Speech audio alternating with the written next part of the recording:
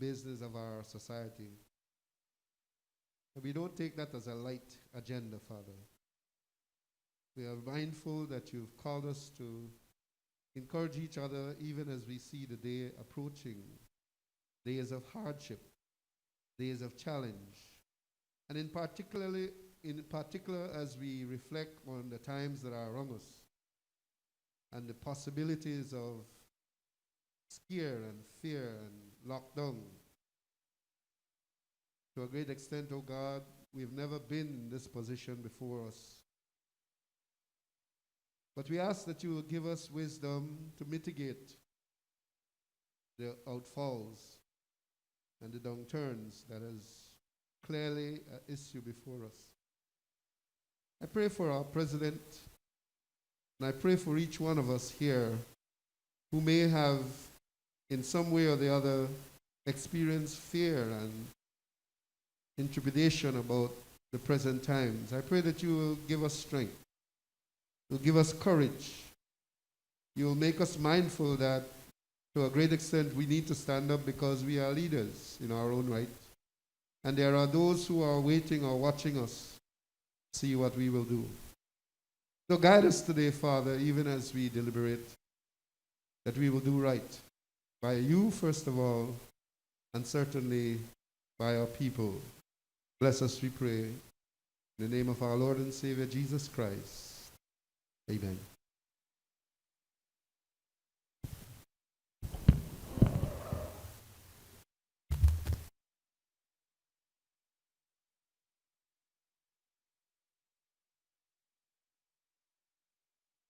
Announcement by the President. Honorable members, firstly, I would like to extend my warm welcome to you back to the Senate chambers. It's nice to see everybody in person. By letter dated 26 June 2020, Cabinet's recommendation has been signified to the following. General Revenue Supplementary Appropriations 2012-2013 Bill 2020. General Revenue Supplementary Appropriation 2020-2021 Bill 2020. Caribbean Development Bank COVID-19 Emergency Response Support US $15 million Loan Motion 2020. Caribbean Development Bank Enhancing Sugarcane Farmers' Resilience to Natural Hazard Events US $1,013,000 Loan Motion 2020. Inter-American Development Bank Support to Safety Nets for Vulnerable Populations Affected by Coronavirus in Belize US $12 million Loan Motion 2020. And International Fund for Agricultural Development Resilient Rural Belize Be Resilient Project US $1,914,800 Loan Motion 2020. Bills brought from the House of Representatives. I recognize the Leader of Government Business. Good morning, Mr. President. I rise to take bills, General Revenue Supplementary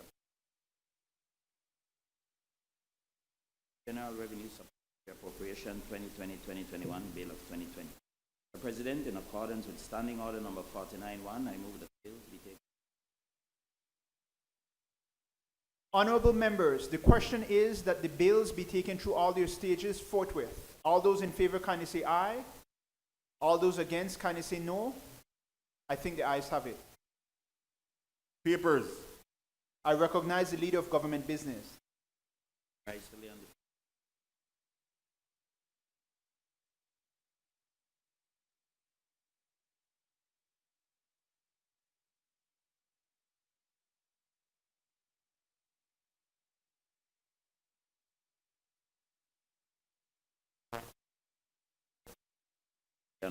balanced budget outer 2019-20.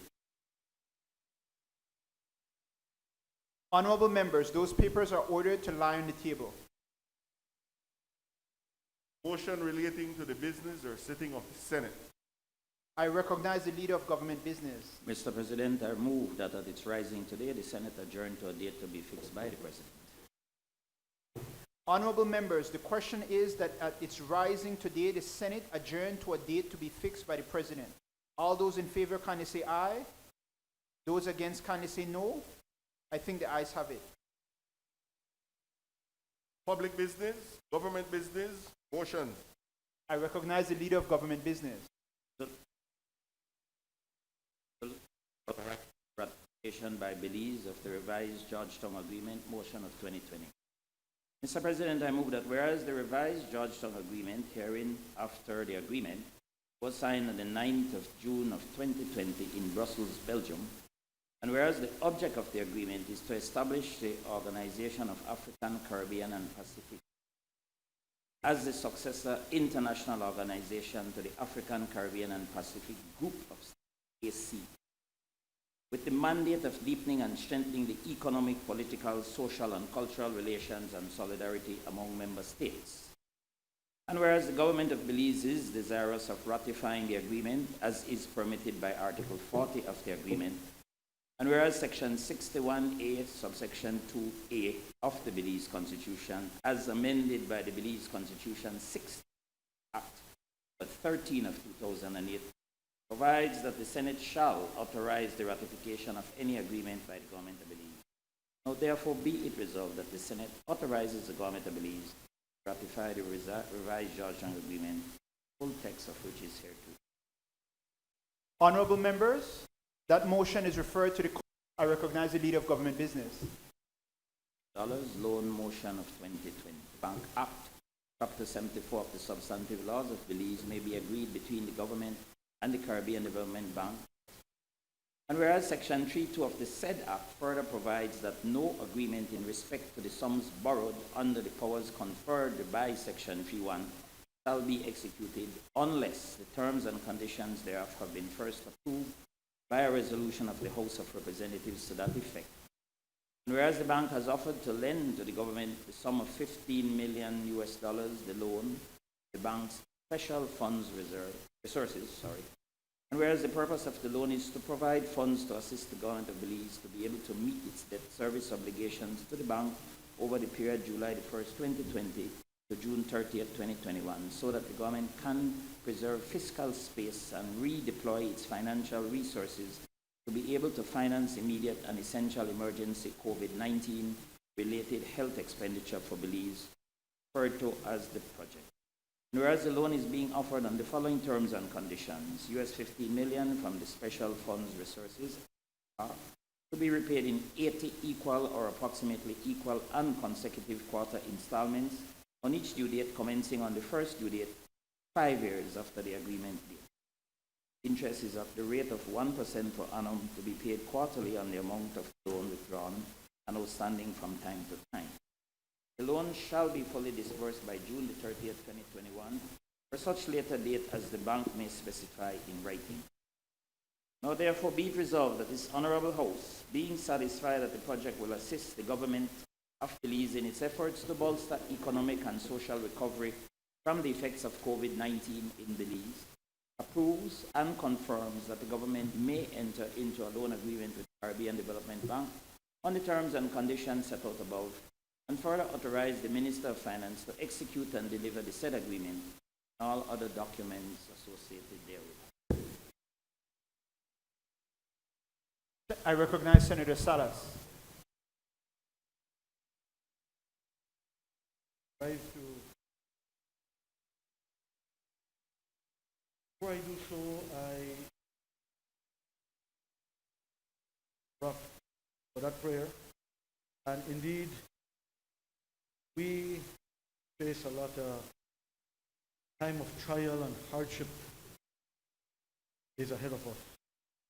And these are certainly unprecedented times that require answers, approach. You know, it's unfortunate from the way I look at it. It is unfortunate in a way that we are on election season, that this is an election year. So we must have elections. Usually elections need to be held by a certain time. But in an election season is when we see money come from all sides to ensure victory for the political parties. Money that is in extremely short supply. at this time. The comment is relevant to this emergency response, this loan motion. I may sound idealistic when I say this, and I have expressed before that in this unprecedented year, it would have looked good on all of us, in particular the political parties, the mass parties, to refrain from spending the millions of dollars that will go into banners, signs, placards, t-shirts, etc., etc.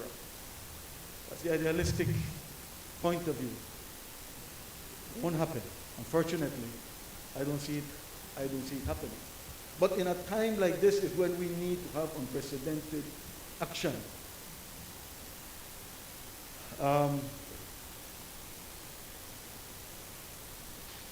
It was very comforting and promising to see the Prime Minister and the Leader of the Opposition co-chairing the COVID-19 National Oversight Committee.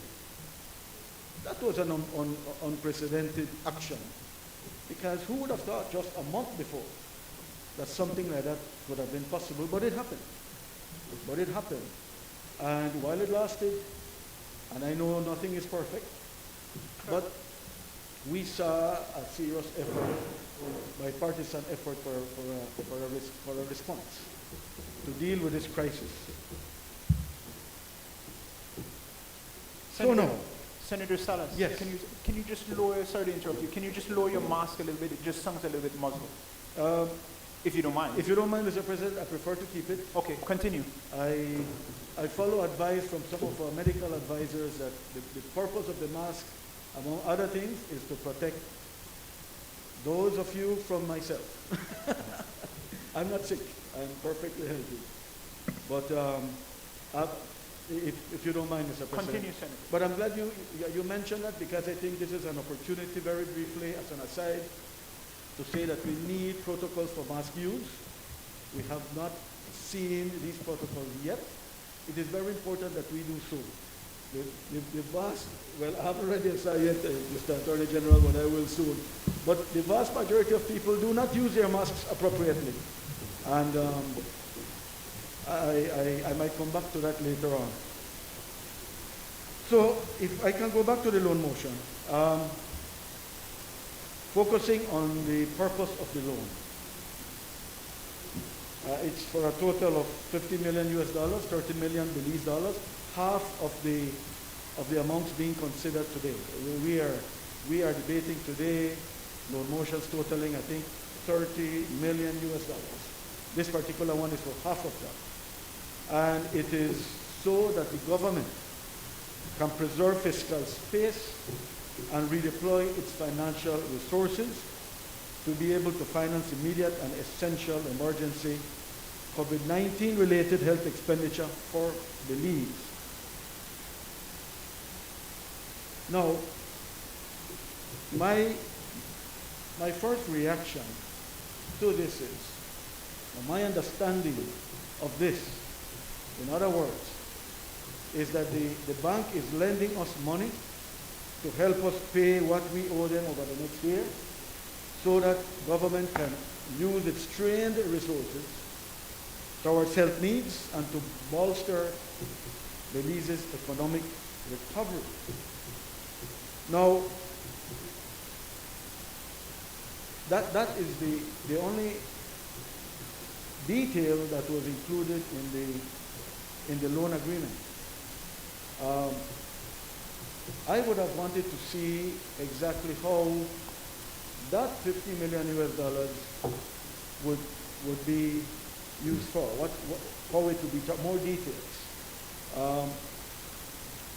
Yes, we need to work towards our economic recovery. There's no question about that. But my question is,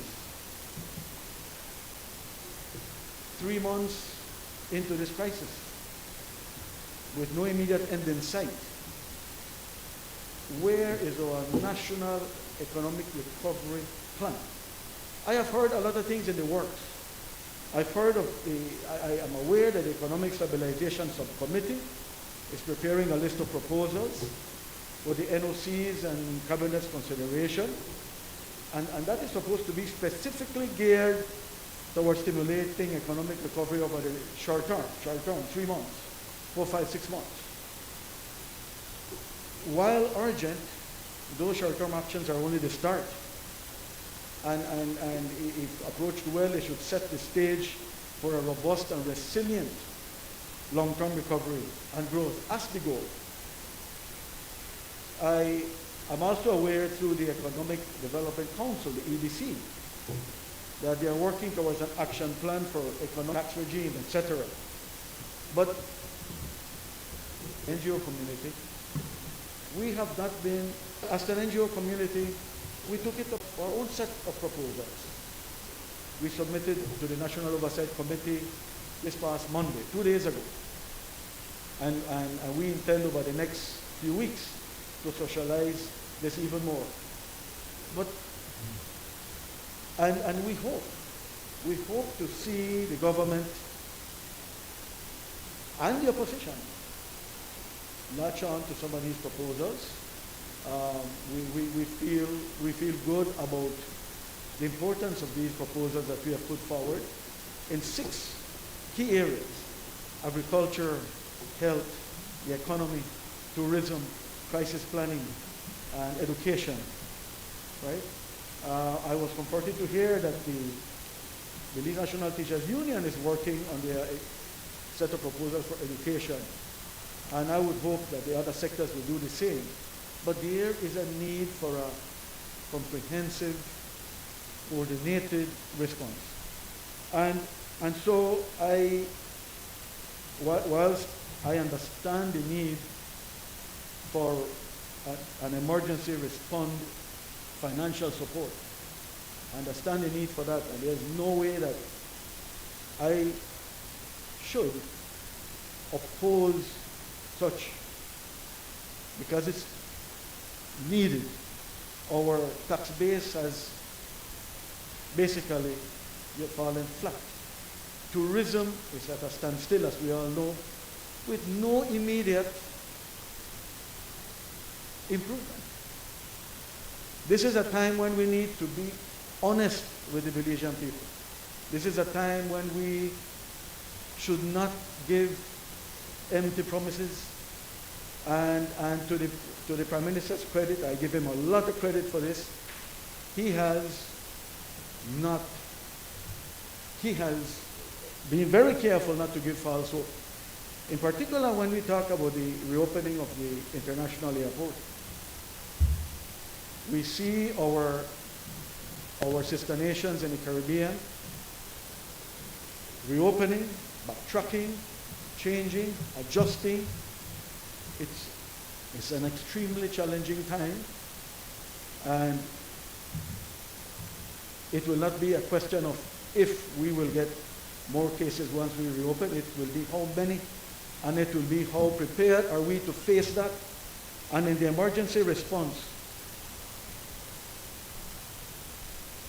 we need to ensure that our health facilities receive the support that they need.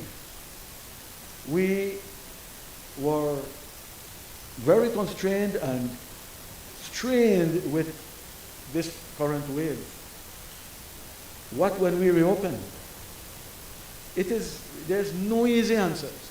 No easy answers. And I completely agree with the Prime Minister when he has said the moment will come when we just have to reopen. There will be no other way, or I think Attorney General has said it as well. We stay COVID-free or we starve. I think, Attorney General, you said something like that, and I completely agree. The time will come when we have to roll the dice.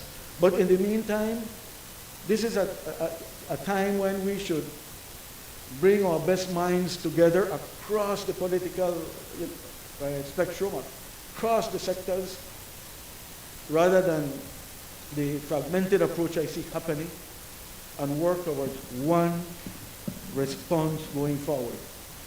Campaigning can still happen. Electioneering can still happen and will still happen. But this is a time when we should come together to plan our way forward. And to wrap up my comments on this first motion, I would have wanted to see more details on how the $15 million would be utilized, and I would hope that later on in the debate from the government side we could get some more details about that. Yeah, I look forward to hearing a little more about that. Thank you, Mr. President. Senator Dr. Zavini. Good morning, Mr. President. Thanks for the opportunity here to make my comments on this motion. I say good morning to everyone, and indeed say thank God to see you all are healthy, even our people from the press, and we pray that we continue to be blessed in our country going forward. Maybe following a little bit from Senator Salas' remarks on maybe how we are governing ourselves, I had heard this morning, if with your permission, just some short general remarks on one of the shows that, well, the Senate is just a rubber stamp. That was one of the remarks that was made. And maybe if you take a pessimistic view of things, you might want to take that position, that the Senate is just a rubber stamp. But I think we play a very important role. As we're in this upper house, we would have heard last week the debate from the House, and hopefully would have had some time to reflect and dig in a little bit more with respect to the motions that we are being presented with, and be able to debate the pros and the cons of these bills that will become laws, these motions that are laid on the table. So I think, on the contrary, the Senate plays a very important role, Mr. President. And yes, it might stimulate some discussion for us to start maybe to think about how we can improve what we have. I think that's an important discussion to have as we try to improve our democracy. We are very important for us to debate. And yes, we had a bipartisan approach at the beginning of this pandemic, which I think has served its purpose. Very important for us to come together to deal with such a situation. But it is also important, Mr. President, I would submit to you that we must also debate constructively, respectfully, after putting in time, analyzing what we have in front of us. Because still, at the end of the day, it's the people's money that we're dealing with. And all of a sudden, because of COVID, our analytical ability does not necessarily become any better or worse than what it was before. So I still think there's a purpose for us to come and debate these matters as best as we can on behalf of the people of Belize. Specifically to this $15 million CDB loan motion, which seeks economic and social recovery. Maybe a word that can be used is some sort of refinancing that the government is embarking with the CDB, for which we owe in total about $280 million to the CDB. In an effort for the government to then have resources to address some of the other needs, economic and social. I think gives us a great opportunity, Mr. President, to discuss economic policy approaches. Because I believe that we are here today having to do this as a consequence of the economic policy approaches we've embarked in. And we're looking particularly at the last 12 years, 13 years. I believe if you look at it objectively, you will find that we have significantly pushed one sector, the tourism sector, because of the natural bounty that we have in this country, the Barrier Reef, the Maya heritage and temple, or Garifuna culture, etc. And the tourists love it coming here. So the present administration embarked aggressively on supporting that sector.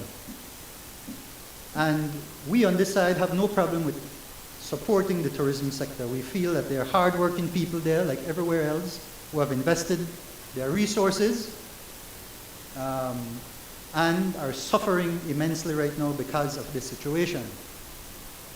So we want to clarify that in no way, shape, or form are we suggesting that the growth in tourism is not a good thing. In fact, it has been a very good thing for our country. And we would have wanted to see it grow even more than what it has actually grown so far, because it brings foreign exchange, it employs people, etc. But I believe we must be fair and balanced in this assessment and recognize that other sectors have been neglected in the process. And so we are not a diversified economy. We are not a resilient economy. These are things that we seek. And I believe that when you're brought into government, in fact, it's there in the Constitution, that we are there to work to make our economy strong, to make our people prosperous. And I feel that we have failed miserably in that regard.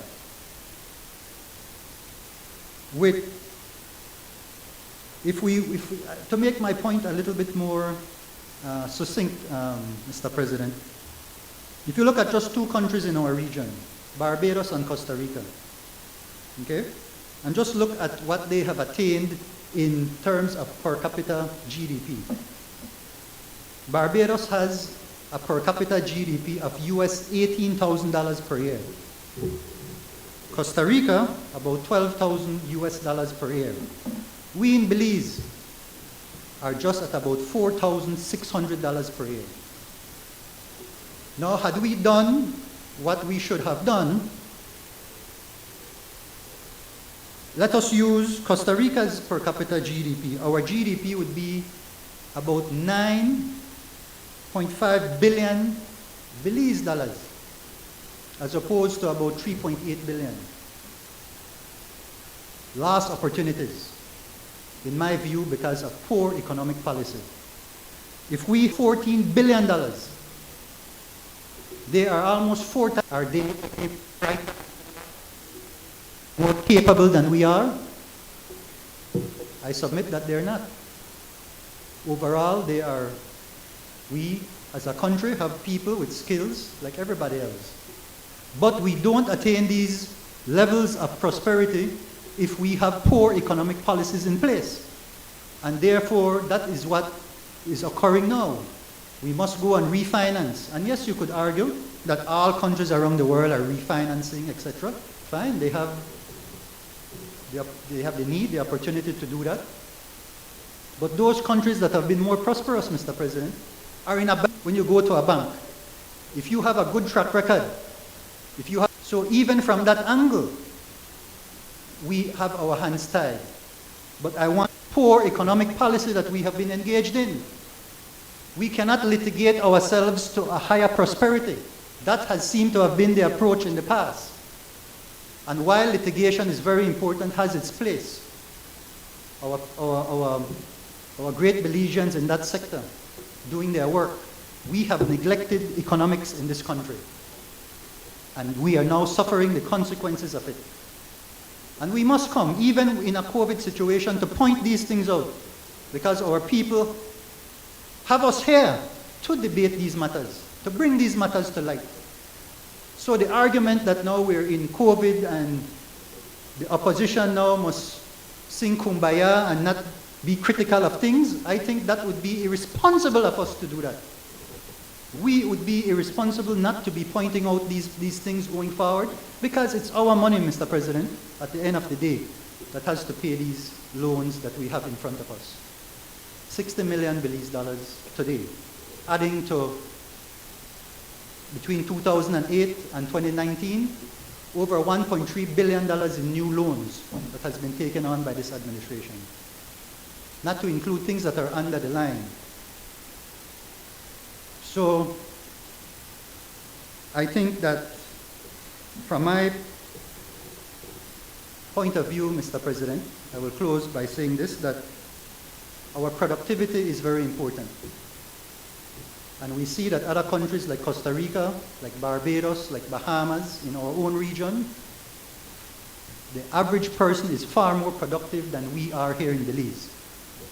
And a government has a responsibility to work at improving the productivity of its citizens, and we have failed to do so.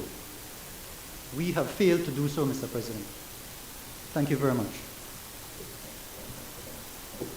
Senator Lizarraga. Thank you, Mr. President. Colleagues, good morning. Mr. President, I thank my colleagues for the comments they previously made, and would just like to add a few of my own. First of all, I think the point has been made that this is nothing but a reprieve. It's not fresh money that is going to be injected into the system. It's monies that we owed that we're going to be rolling over. It's claimed in the preamble that it will allow the government to preserve fiscal space. And we've heard a lot about fiscal space, and we've spoken about fiscal space over the previous months. It just means basically gives us more money to spend, because we cannot lend it back to you because I know things tight. You know how. When we saw this coronavirus approaching and focus on 3 areas that our country needed: crisis, attack by crime, decent job, I suggested that the other and the poor state of affairs that our health really in that regard in control. When we look at this scary reading that Chetumal is, and the point of their health system, falling as well, is under a lot of pressure. Praying over time, I know. Have this third crisis that we need to deal with, realities that our country will face. We never have much savings. When in deploying is not a war, even borrowing to pay back loans. So, items before us. But to come back, it says, deploy the resources to be able to expenditure. So I suspect that this is from somebody on the government side, because they deployed. Actually, it's a little confusing, because why health expenditure going to be satisfied that it will assist the government health, or if it's going to show the need for that there's a loud, the wherewith ended all of this national recovery plan be the plan. We have to borrow even more strategic objective at the end of the day. Is it just going to try? It's unfortunate that we're in an election cycle, but we are. So now, and even more vigilant. I agree with you, Dr. Zabani.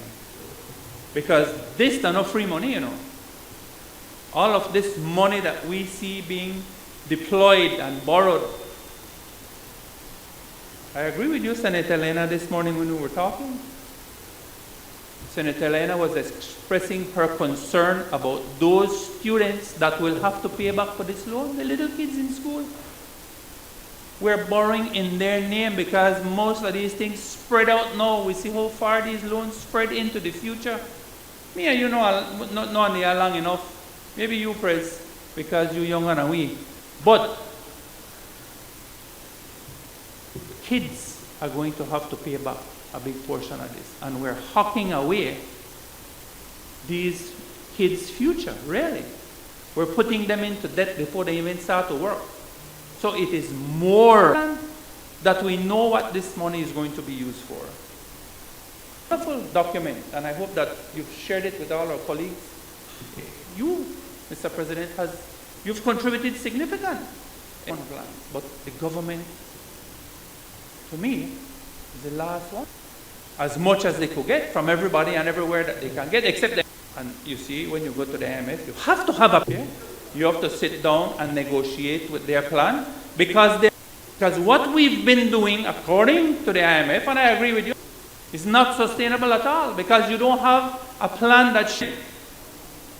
Right? And speaking of plans, I don't hear anything about how micro, medium, small that we are presented today in other motions speak to how many people we have, so that we could have the semblance of some comeback in our economy, so that government could begin to have some income, and so that we could have some sustainable flow to government, so we could start to pay back their loans at some stage. And I agree, we have failed miserably over the last 12 years in so many ways. We've borrowed money, Mr. President, that has not, in effect, bolstered our economic and social recovery. And $12 million US, $15 million US, sorry, is not going to do it, or at least show me how. Words are pretty. Oh yes. House be so, therefore be it resolved, and we're going to vote on it.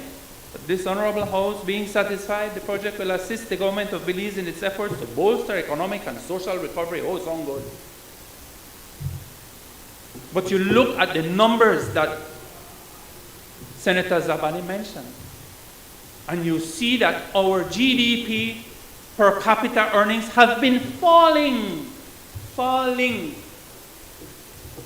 while the government's contribution to GDP has been rising. Means government has been borrowing and spending more, and people have been earning less. We're producing less. So all the roads, and all the roundabouts, and all the stadiums,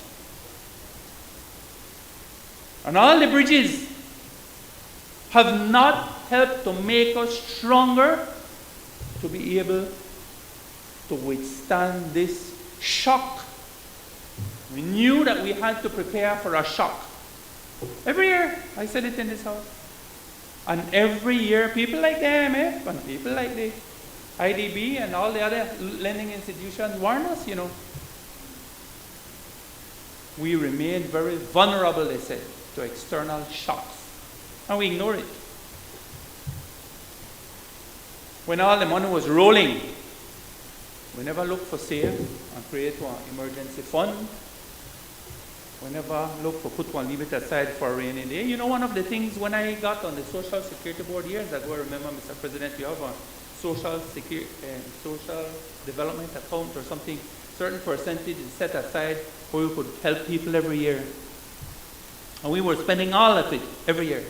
And I said, no man, we need to take some of this money, and I had the support of the union, my union colleagues on the board, and we set up a rainy day account. I remember, I think about 200,000 or whatever we decided, 200 or 250,000. And we started to put that money aside. You not spend everything. You save some money for a rainy day. So when we had some hurricanes, we had money to give NEMO. We had money to help. We had a rainy day account. Government never did that. When the hundreds of millions of dollars were rolling in from oil, we not save no money. Hundreds of millions of dollars from Petrocarib, we never save no money. Now we have to ask for reprieve. We can't pay with loans. Roll it over. Roll it over. Because you don't have no space.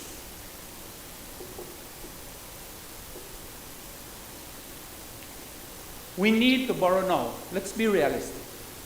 Every country in the world will need to borrow at this time.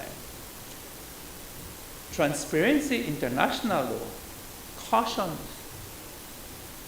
that now is the time when we have to be more vigilant, more than ever, because resources are scarce and resources are desperately needed.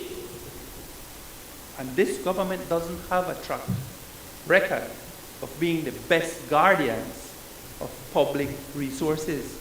Read the Auditor General's reports. Not me. I know this and none of this, AG. I'm not saying any of this. All of this can be verified by reports from the Auditor General. All right? As a matter of fact, one of the reports, very reports in here, rates the risk as being medium for this one of the very projects, right? No low, medium risk. The management of the program. So we have to be careful. We have to be careful.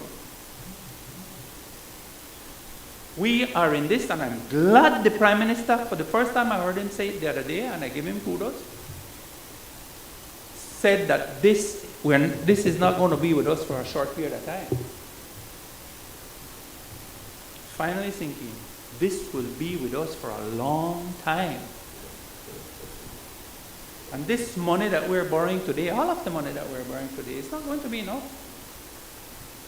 Anyone come close? I hope we can find the resources that we need to walk through this thing and come out some semblance or shape as a people and country intact. I hope and pray. But we have to be very judicious with the way we deploy the scarce resources that we have, Mr. President. I can't overemphasize that. We can't continue for just spend money, borrow and spend money on a small percentage of the population and not worry about the overall big picture and the survival and the sustainability of us as a country and people, protecting lives and livelihoods first. And frankly, it's disappointing that we don't have the details that we do need, Senator Salas. Right? And the plans that we do need. And it's a shame that we hear so far and few between from the government. I think we should be hearing from them every day. Every single day. Every 2-3 days. I like when the Honorable Attorney General gets on TV and talk to the people. You do a very good job. I think you do a very good job. I think you speak in a language that people understand.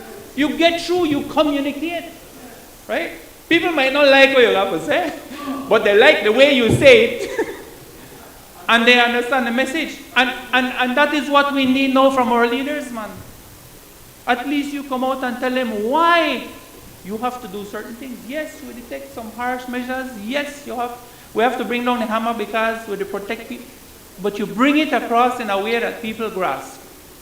And that's what we need from our leaders right now.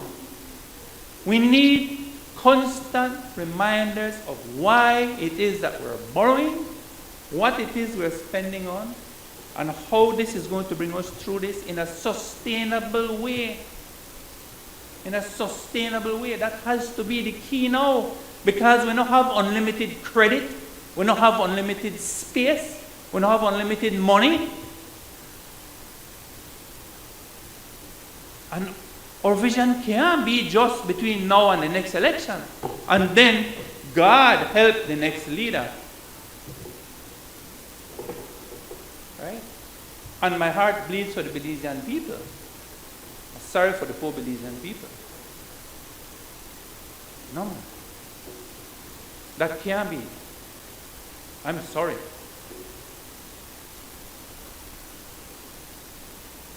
And I've said it publicly, and I'm going to say it in this honorable house. If that is your plan, then call the elections no. And that's not political, that is strategic, because we need to have a viable plan in this country. I don't take credit for saying that. The BBB first came out with it, and I supported it. Mr. President, yes, I'll have other things to talk about. I want some clarity from the government side. If it's going to be for bolstering the economic and social recovery, if it is, then I want to hear, is it going to be only for salaries? We only bolster 116,000 out of the population? Or is there something in the future for business, for save the businesses? Is there something in the future beyond the $50 and the $75? No, people can't live off of that. That's just the whole man. Yes, I want to drop in the bucket. It's a help, right? Had we been wise and followed the stupid advice that I used to give Social Security, we don't have one unemployment insurance scheme. But we can't afford it. Why we can't afford it? Because the money we would invest in a BTL and BL barely to give any returns. That's why I say we have to be strategic. It's all about strategy. It's all about how you deploy. You can't tell people you come and you borrow for one something and do something else. And not worry about how long we're going to have whatever program it is that you put in place. Because even the $50 and the $75 is not guaranteed. And it's going to be short-lived. And if this thing is here with us, most people think it's going to be here with us for at least a couple of years now.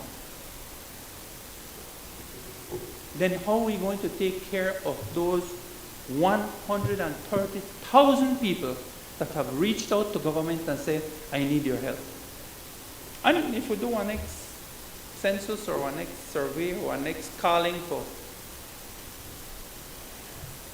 requests for people that need help, when I find out it can be more than 130,000.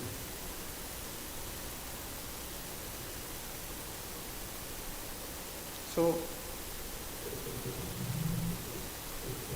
we need a plan. We need a plan. And this is not a plan. We need details. These are not details.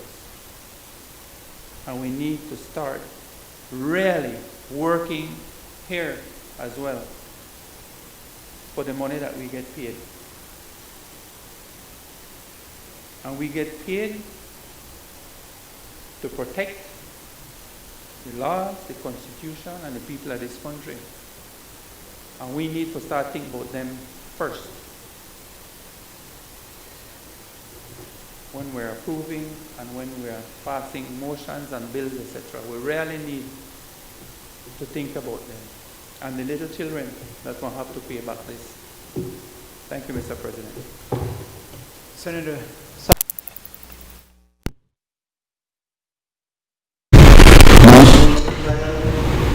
Just start. What Senator Lizarraga just said has nothing to do with the loan. Here, every single one can't wait for politics. Garbage over and over. People out there don't want to hear that. The most robust economy in Central America to compare us to. Guatemala, Salvador, Honduras, Nicaragua. Foolishness, man. We're fourth in CARICOM, we're not last. You're looking out for Barbados and say, did as far as I know. But she's here and say that, or you want to take me for Konomono. I check everything that you say. This is the chart from 1960. Does that look like it's falling, Senator Lizarraga? This is World Bank figures. This is a chart produced by the World Bank. Come on, man. It's not falling. Actually, I was looking at it to see if it fell during the PUP days, and honestly, it didn't. I'll be honest, it didn't. It has not been falling. There are some areas that are in red, a couple areas where it shrunk, under both administrations, during both times. But it's been growing over a period from 1960 to now. So how can you stand up and say such misinformation? And then we're just supposed to sit here and if we get up, it's politics too. But no, man, enough is enough. It's not time for any. You would think that the environment COVID come to Belize? Honestly, you would think that not every single country in this world is facing the same situation and that everybody in this world, every single leader in this world is looking to see where they can borrow, reach in our pocket, find money to help their people. And we get up here and complain about what everybody else is doing in the world. It's not the time for this political nonsense, man. Honestly, this is a waste of time to get up. If we do politics better, we go up on the rostrum and do it. Or this election season, we now have no rostrum because there will be no crowds.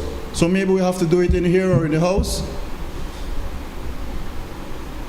I'm tired of hearing about elections and call elections. Now let's deal with it. We have flights that are coming into Belize on August 15th. We have to open our economy. Let's work together. Stop criticizing each other for everything that we do. Honestly, Belizean people are tired of it. I am tired of it, and I am sitting in here.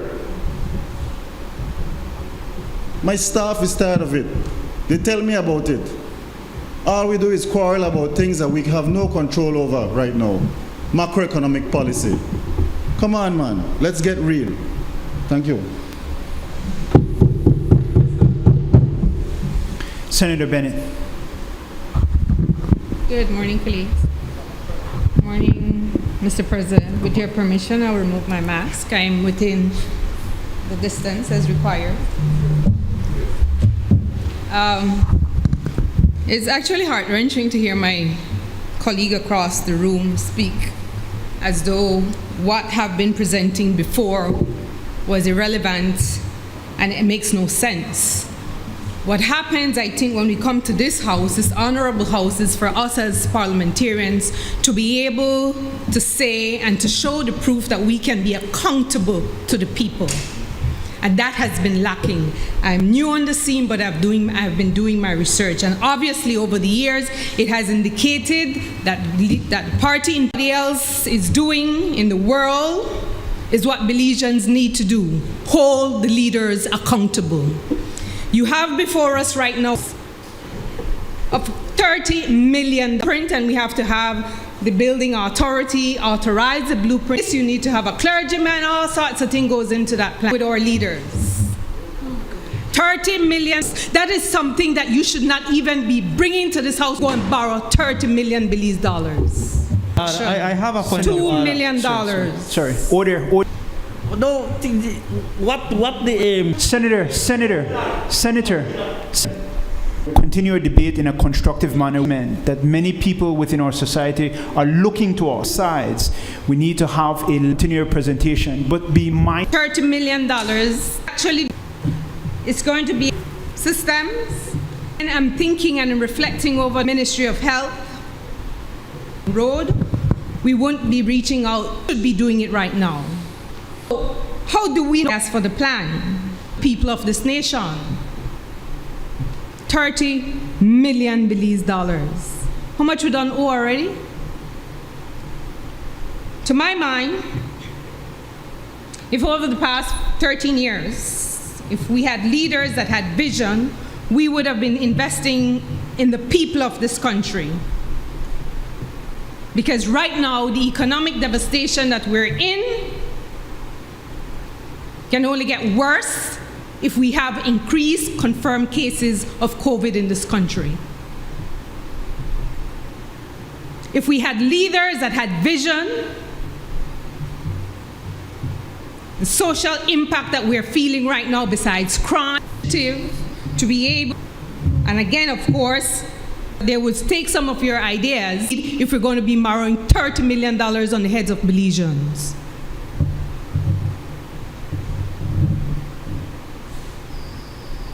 So I really would like to know somehow, somewhere, considering the state that the hospitals are in, considering the fact that we may not have personnel to man the ventilators, are we going to be investing in portable hospitals? Because those would be very good initiatives to take. Portable hospitals can help the Belizean population later down the road for road traffic accidents.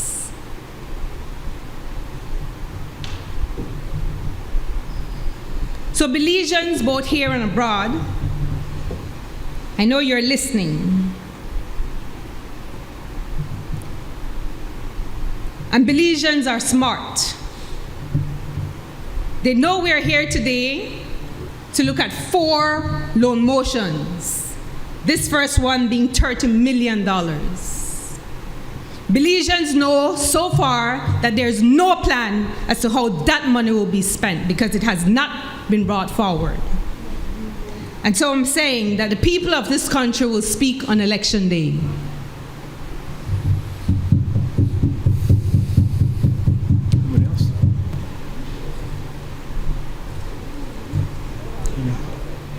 Senator Smith. Thank you, Mr. President. Good morning, colleagues. I won't spend a lot of time on this motion, Mr. President, because some of the concerns that we have as NTUCB have been raised, but I will just mention a few that are of real importance to us. We've been hearing persons talking about the details or the plan, what is it? And we have to ask these questions because we don't have those details. And so present, and to bolster economic and social recovery. So now we know that the debt relief is, but again, Mr. President, the spending of these monies, that these things are audited because we have to be accountable. We have to be accountable to the people who own these things, but at the end of the day, we are not going to be the only ones paying back these things. It's going to be all of us. Eventually end up having to pay back because it comes in taxes. So we are saying that share with us what are the details of this project as indicated in this document. Thank you, Mr. President. President, if I may, Sir John, I heard Senator Bennett spoke about what was confusing the Georgetown loan motion, with the Caribbean Development Bank loan motion, because there is no such thing as anything political about the CDB loan motion.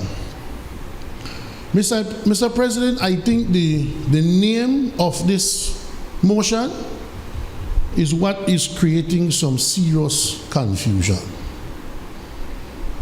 There is no new money, Mr. President. There is no fresh money, We're not getting $30 million,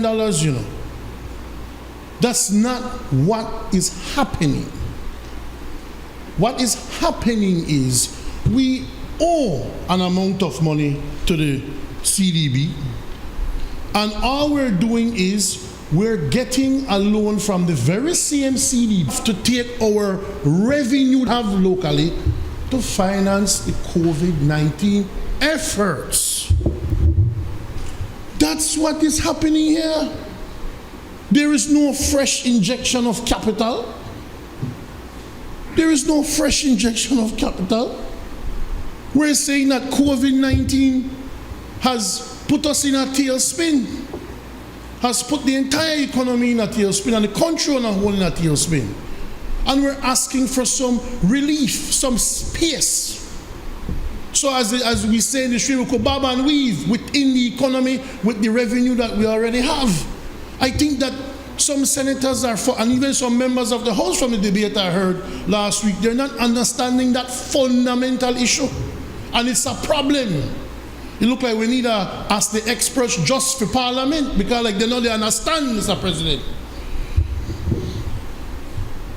It cannot go unnoticed as well, Mr. President.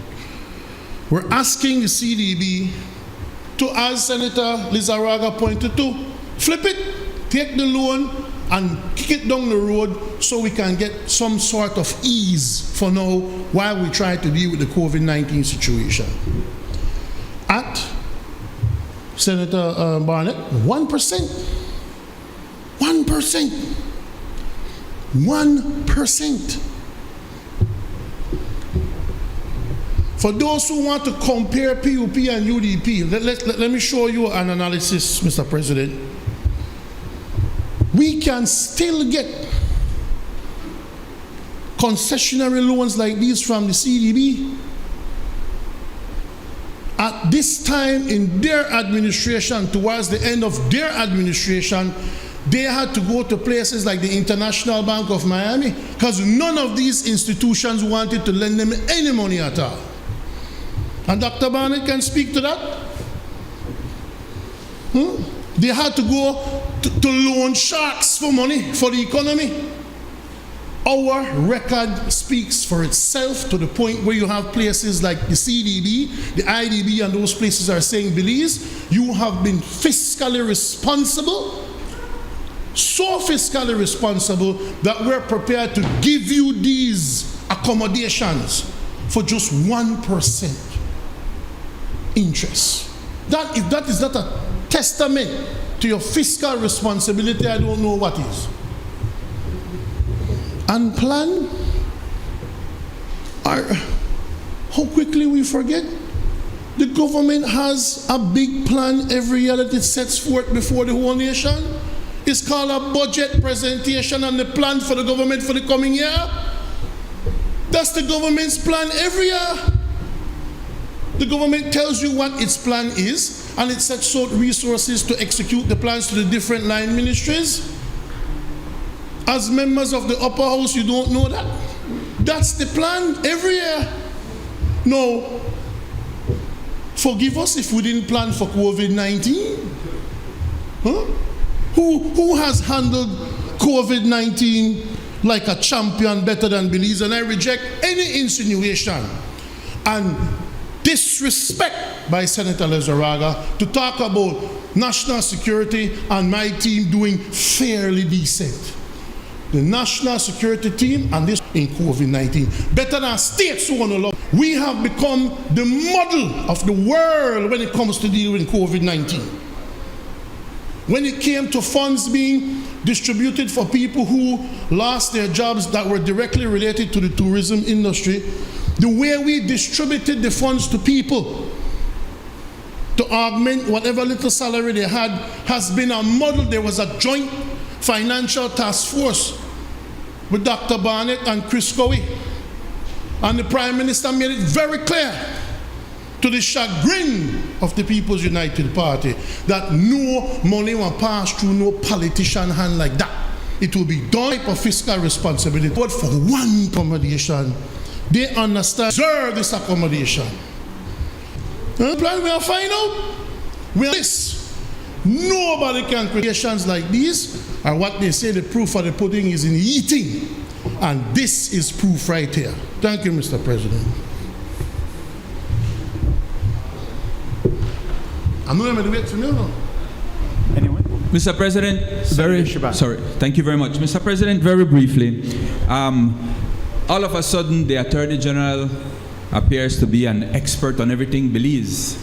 But if it were, Mr. President, that this government had handled this economy in the correct way and had grown this economy, we would not be needing a loan to cover an already existing debt. The fact of the matter is, Mr. President, that way before COVID, the Belizean economy was already in a recession. That is what they need to tell the Belizean people. That is the testament of the job they have done, Mr. President. The IMF estimates that the debt to GDP 115%. Thing for them is COVID. Senator Aldo Salazar speak. He reminds me of the old Belizean saying that says, the hag we get lick, that the one who scream the loudest. They don't want to hear about the mismanagement. They don't want to hear of the millions upon millions they spent on their roads, which have, and they don't want to be held accountable. And that is why they present these kinds of motions to this House. They don't want to be held accountable to the people of Belize, or else they would have detailed to everyone what this money is for. Enough is enough. November can't come fast enough, my brother. I hope your bags are packed. Yes, thank you very much. I don't know which mic should I use, this one? Thank you very much, Mr. President. Allow me to say just a few words. What we have before us is really that they lend. IMF, the institutions have been trying to help all of the countries as best as they can, because across the world we have seen a reduction in economic activity, therefore a reduction in revenue, therefore a reduction in the ability of countries to service debt. So what CDB really is doing here is saying, you all would have paid X amount of dollars between July of 2020 and June of 2021, which for us is 15 million US dollars. You would have had to repay that to us.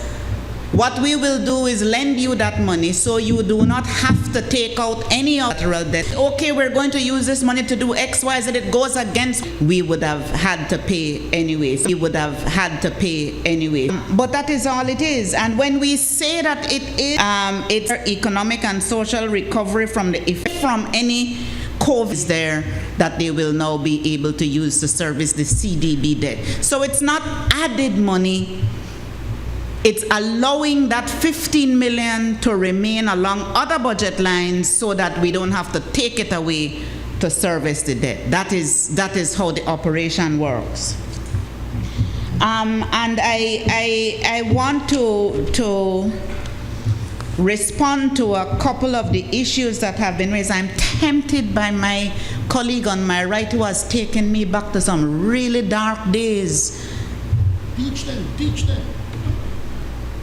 Lending us any money implemented by the PUP government, which I was recalling to some colleagues of mine the very discussion, and myself and two of the ministers had gone up to the IMF to have a conversation about what was possible for us to do. And it really was the most difficult meeting I have ever had. Meetings that we eventually had to have with the creditors when we ended up having to go to talk about debt restructuring administration. And I will say this now, I've never said this publicly with the fund. And we didn't. Did everything that we had to do to let the whole world, UP administration at the time, a program may have helped, it would have been then.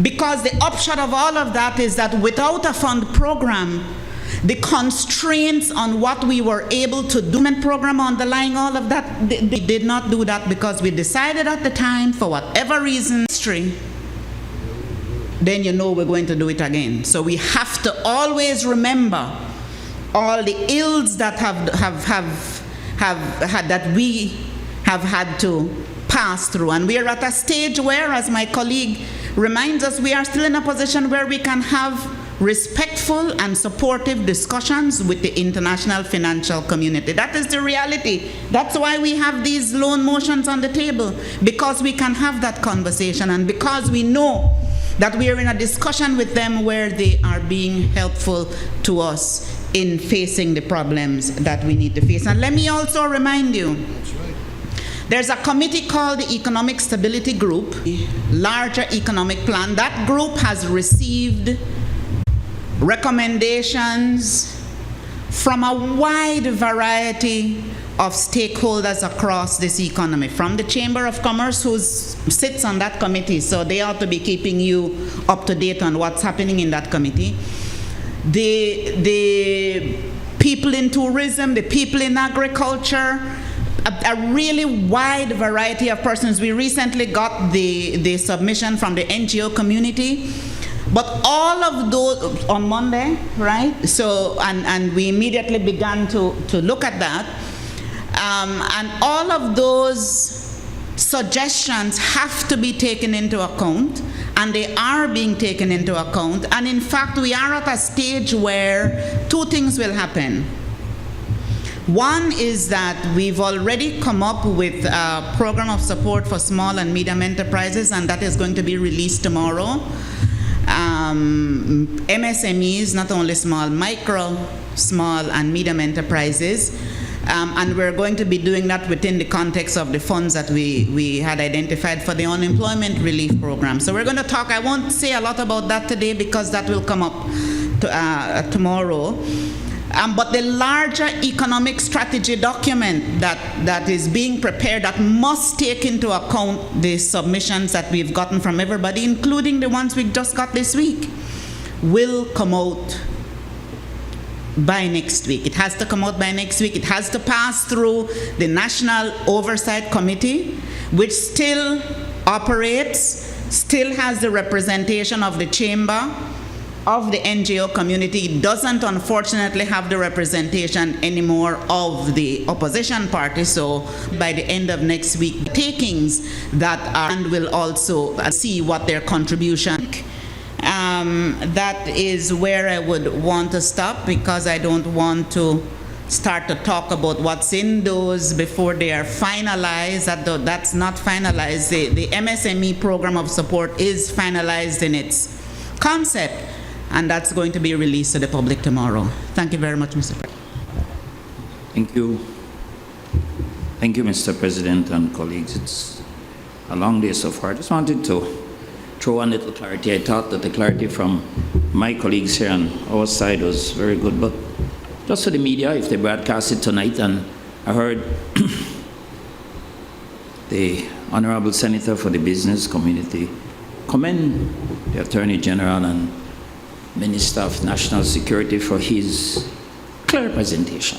You see, Mr. President, we don't want to confuse people. Every single business in this country, every single business, including, I'm sure, well, not sure, let me not be presumptuous, but most businesses, let me say, are struggling because the budget you had, the plans you had, get cut overnight by a thing called a little dead bug, COVID. The United States print up $3 trillion and gave it away. Some companies get nearly $1 billion. Big companies, you know the effect that will have on the world. But here in Belize, we struggle. Our government had to jump up and help those people who lost their jobs through no fault of their own, because we are our brother's keepers. So maybe the money looks small, but that $75 had to go out there. The food had to go out there too, because that is part of government's responsibility, to protect the realm and to create the opportunity for its citizens.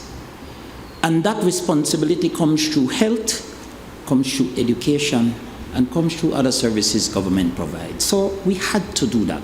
But the money have to come from somewhere, you know, and you can't ask those people to pay back. I'll talk a little bit later on another motion. If you were expecting DFC and everything, and suddenly you get one bank, that's what to maybe 6. These international banks is just that. There's something at a time when we were not in government. I had close to 700 acres. All you had are cattle feed. So I was paying a certain bank, I won't call the name, and I couldn't pay. So I got in, I said, please, give me a lead break. And the bank officer at the time said, sure man, you're a good client. But then what caught me? Before the end of the week, they declared the area was in with vesicular stomatitis for cattle. That was the only other thing I had to sell. We never had no vesicular stomatitis, you know. I did tell you that. Trouble is, my poor daughter, when they studied animal science, was not a vet, and she was too young, and she was at university yet. And when I talked to the vet, he said, boy, then Bali said, that's the way we got. This was the vet would tell me. The side worse was that when I tried to get support from over there, until they got their money first, bank to bank. And then the DFC closed down everything, including a house I live in now. Everything. There was nothing I never had with mortgage. I was going to be on the street now underwear. So nobody can tell me about the kind of support you need. This is all this is. It's a support because governments need support. Businesses need support. Individuals need support. We don't know where it's going. But for one of the strongest economies in the world, look at Germany. Barbados, we're talking about Barbados. I like Mia Motley, but look at her, the problem she's having. Look at France. Look at some of the oil countries that were rich. Look at Dubai. Dubai is a classic example. Anybody when I think that Dubai run out of money? Please, man.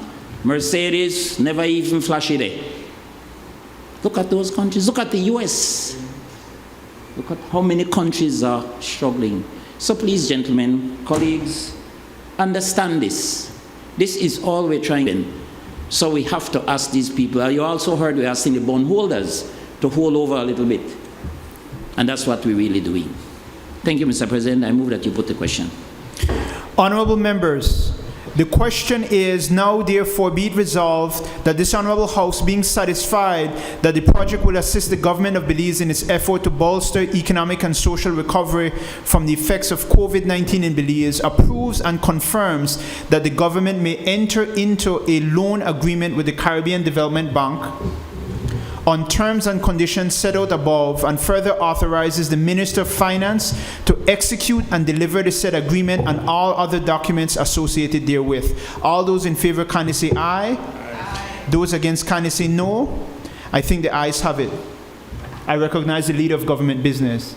Mr. President, in accordance with Standing Order number 10.8, I move that the proceedings on the order paper may be entered upon and proceeded with at this day's sitting at any hour, though opposed. Honorable members, the question is that the proceedings on the order paper may be entered upon and proceeded with at this day's sitting at any hour, though opposed. All those in favor kindly say aye. Aye. Those against kindly say no. I think the ayes have it. I further recognize the Leader of Government Business. Caribbean Development Bank enhancing sugarcane farmers' resilience to natural hazard events. US $1,013,000 loan motion 2020. Mr. President, I move that whereas Section 3.1 of the Loans Caribbean Development Bank Act, Chapter 74 of the Substantive Laws of Belize, Revised Edition 2011, provides that subject to such conditions as may be agreed between the government and the Caribbean Development Bank, the government may borrow from the bank from time to time such sums as may be required by the government. And whereas Section 3.2 of the said Act further provides that no agreement in respect to the sums borrowed under the powers conferred by Section 3.1 shall be executed unless the terms and conditions thereof have been first approved by a resolution of the House of Representatives to that effect. And whereas the bank has offered to lend to the government the sum of $1,013,000, the loan, US, from the bank's special funds reserve, and whereas the purpose of the loan is to provide funds to assist the government of Belize in the implementation of a drought recovery scheme that will allow sugarcane farmers in the northern Belize to be able to restore production following the impact of the 2019 drought, referred to as the project. And whereas the project will, 1, facilitate support to sugarcane farmers in the drought-impacted communities in the form of inputs such as planting materials and agrochemicals, and services such as land clearing and preparation by utilizing a specially designed voucher program, and 2, provide technical assistance to the sugar farmers in climate-smart agriculture practices and general sugarcane agronomy. And whereas the loan is being offered on the following terms and conditions, US $1,013,000 from special funds resources to be repaid in 32 equal or approximate equal and consecutive quarterly installments on each due date, commencing on the first due date 2 years after the agreement date. Interest is at the rate of 1% per annum to be paid quarterly on the amount of the loan withdrawn and outstanding from time to time. The loan shall be fully disbursed by December the 31st, 2020, or such later date as the bank may specify in writing. Now therefore, be it resolved that this Honorable House, being satisfied that the project will improve the livelihood of the sugarcane farmers in northern Belize, which in turn will uplift the communities of Orange Rock and Crozal, approves and confirms that the government may enter into a loan agreement with the Caribbean Development Bank on the terms and conditions set out above, and further authorizes the Minister of Finance to execute and deliver the said agreement and all other documents associated therewith. So, President, let me just say a few words on this motion. First of all, back in 2019 when we had this severe drought, the Ministry of Food and Agriculture and Immigration set out to canvass the damage to farmers in several areas. That was vegetable farmers, grain farmers, cattle farmers, sugarcane, and other areas. We did not do bananas because all the banana farms are irrigated, so that would be self-defeating. We did not do shrimp, of course, because the shrimp live in water, so that too would be self-defeating. We came up with a balance, not adequate, because nothing is ever adequate, but a balance of funds to support most farmers for the losses they had suffered and to enable them to go again. The object of the program was not to hand out money. What was to provide resources for replanting, etc., etc. Sugarcane farmers were no less. However, from the funds we had, we dealt with the vegetable farmers because they had to get going. We dealt with cattle. Cattle farmers got reasonable assistance, even though very few animals died, but they lost weight because of the drought conditions. The sugarcane farmers, there were two difficulties. First of all, when I became the Minister of Agriculture, my initial task, or I gave the task to our team, was to try to create a data bank of farmers, something that had annoyed me from the first day I got into agriculture, that we never knew who the farmers were, what they produced, where they were located, what they did, we did not know. So whenever there is a disaster, hurricane or whatnot, it is good amount, plenty, more or less, the good old British terms that we all know, thrown around loosely. A lot of farmers, whoever that will tell me the farmer, show me him. What he produced? Oh, then they in that area. What area? So we set about to do this data bank. And you all will recall that here in this house, there was a budget item of $800 and $1,000 to do that. The Ministry of Finance slashed it big time. And I went back to Cabinet, my colleagues will attest, to fight for it because I thought it was the core of what we could do. Without data, you can't do nothing. So we got the budget and we set out to do it. We had a school in Crozal that did the apps so that we could do this all nice and electronically. And it was called BAMES, Belize Agriculture Information Management System, where from my desk, I could look on my computer and see your farm. And know if you're really serious with a cattle farmer or you're just the BS. And we cataloged farm by farm, farmer by farmer, female, male, junior farmer, what he was, where he was, what she was doing, etc. We came up with some 9,600 plus farms and farmers. But there was a problem with sugarcane. Had always been a problem with sugarcane. Because prior to this, there was the CIMIS. And the CIMIS was supposed to be a register of cane farmers. And BSI was unable to get that up and running and properly document the cane farmers for many, many reasons. Some didn't want to deliver cane in their name, some were delivering otherwise because then the banks would be deducting, well, whatever the reason was. So while we threw around the idea that there must be 3, 4, 5, 6,000 cane farmers, CIMIS only recorded 1,000 and something.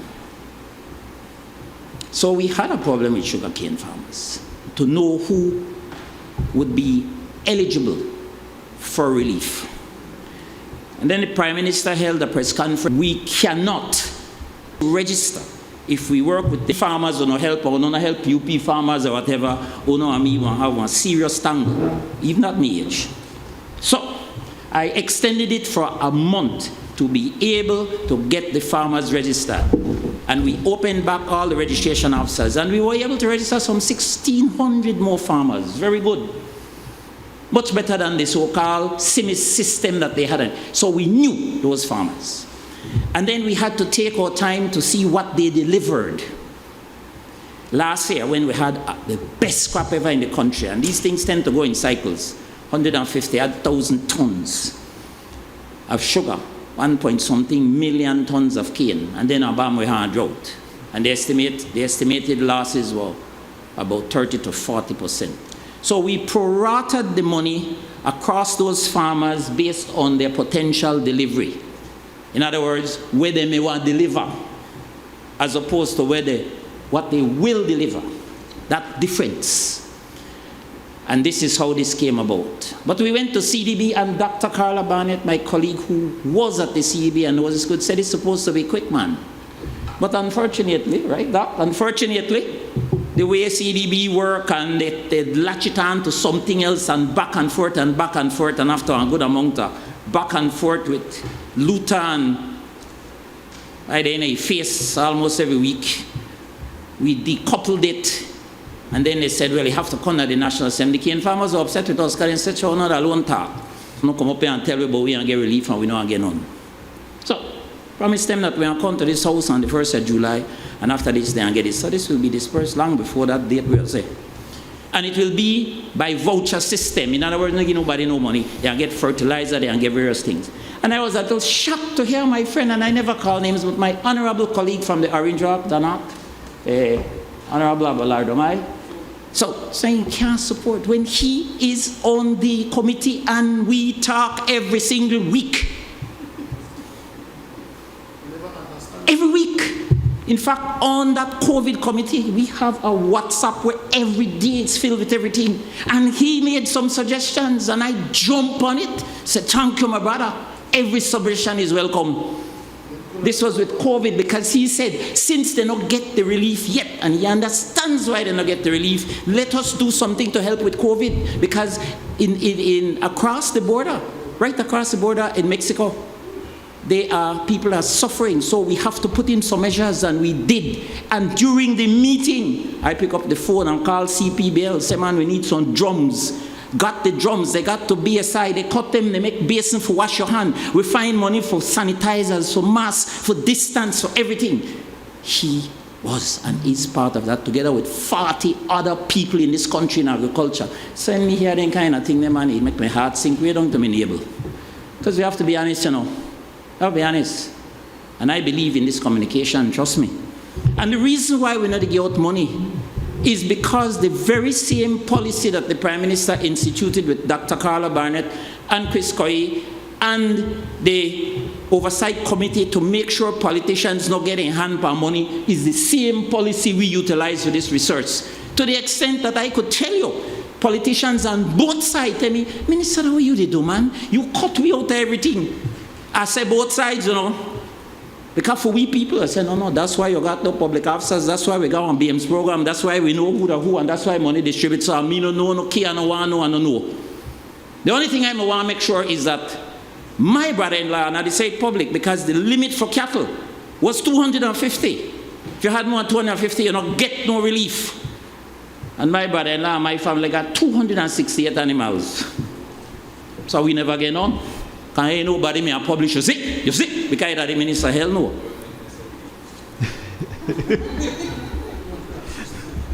$250 was the cutoff, and I know me set the cutoff neither. Then me set on at 300 and me are good, but you may hear, see, he set on at 300 so he could benefit himself. I always believe in stand for me 2 foot.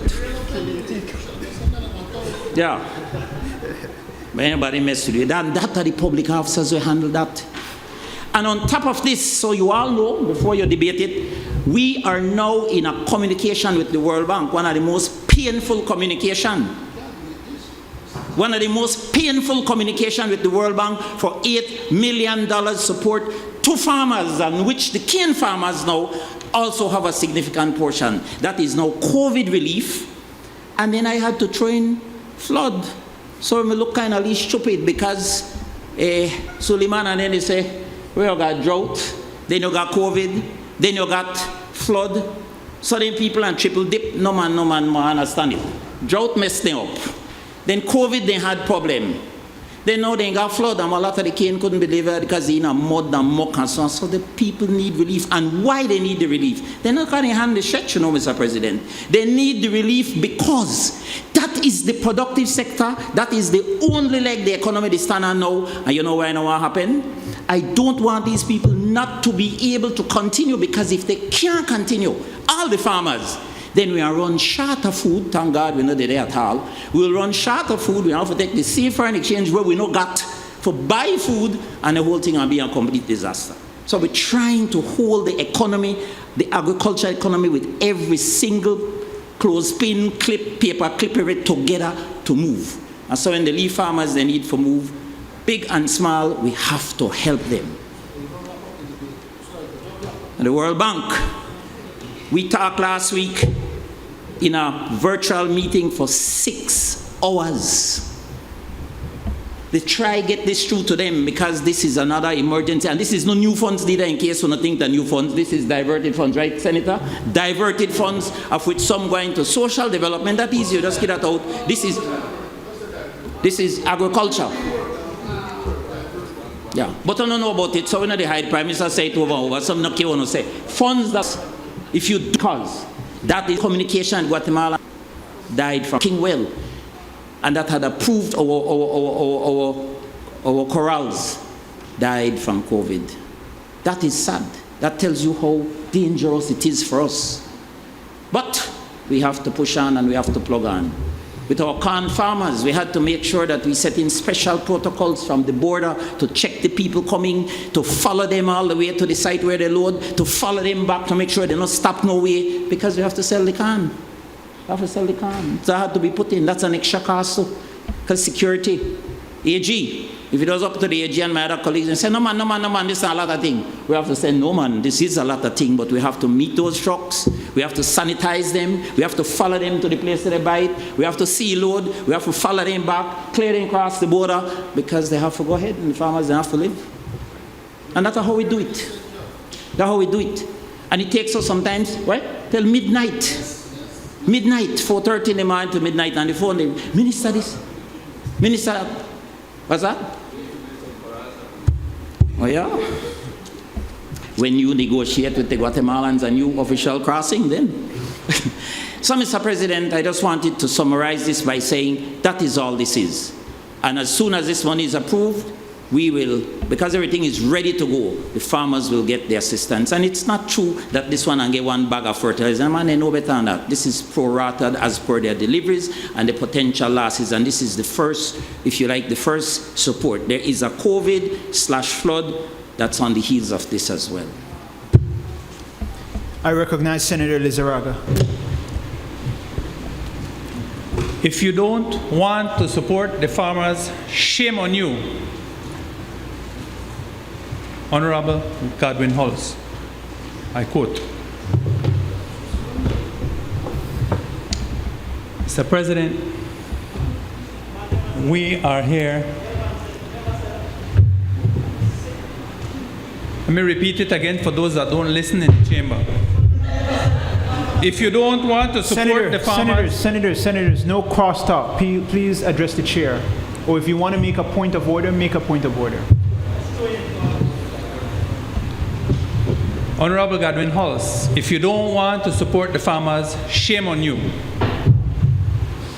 Mr. President, we were presented with some documents justifying this loan, and goodness knows the farmers need help, they need support. This drought in question was from 2019. We've had a drought in 2020. We've had floods in between too. Welcome.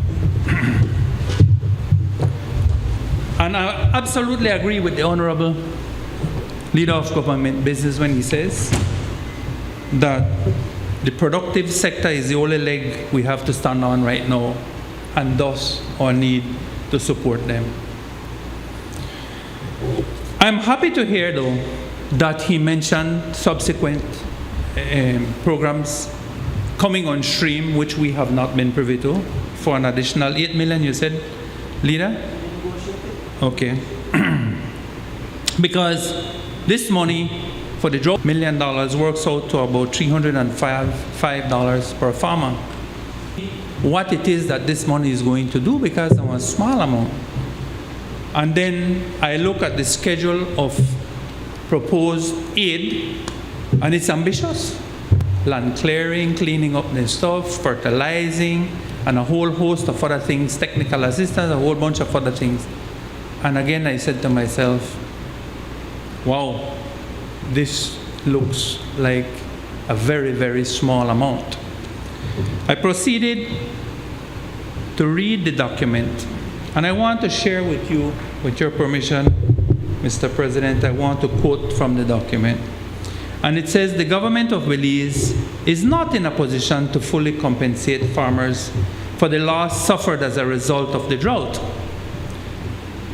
So they're cognizant of the fact that post-disaster assistance is not sustainable and that the sugar industry outlook remains uncertain. So, the Leader of Government Business just placed great emphasis on the need for this sector to perform well.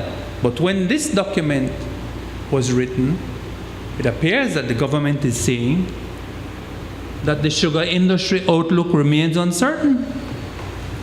But it goes on, it says, in spite of these realities that the sugar industry outlook remains uncertain, the government recognizes that in the short to medium term, options to sustain socio-economic conditions in northern Belize. So the government is saying, for no work in the but like stadium and into another drought with a from agriculture, it led me to believe when I put them in, why help them? Just like we said a while ago, because that is an attempt is being made now.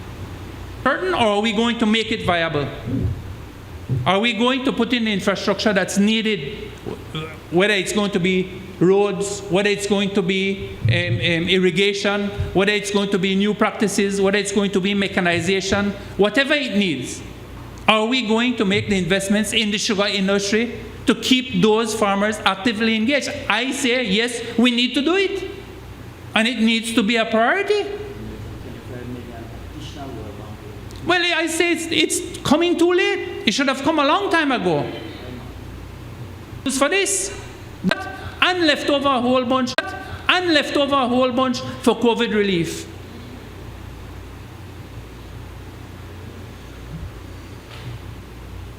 Mr. President, it was said a short while ago, we're tired of listening to the same old, same old.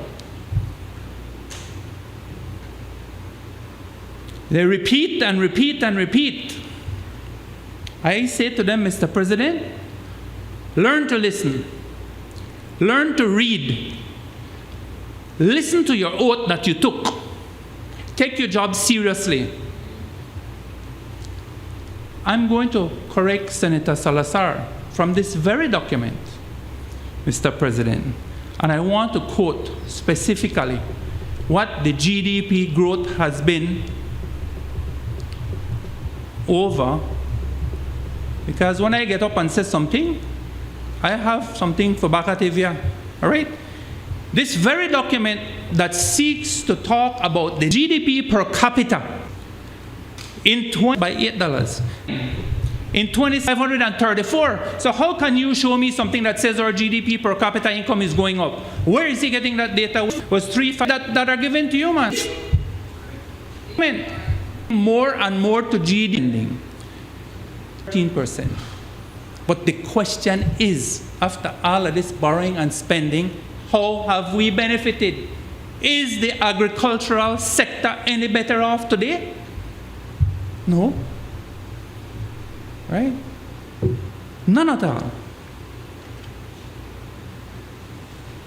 If you want support the farmers, and if you don't, shame on you. Who supported the farmers when they were trying to export their cattle to Guatemala that they've been exporting for so long? We did. We did. We did one.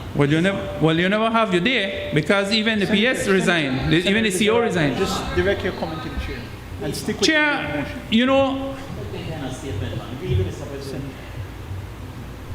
we have heard a lot of lip in these chambers, and a lot of, and they get upset, Mr. President, when you talk about policy, and when you talk about, when you point out to them and give them advice on sound economics.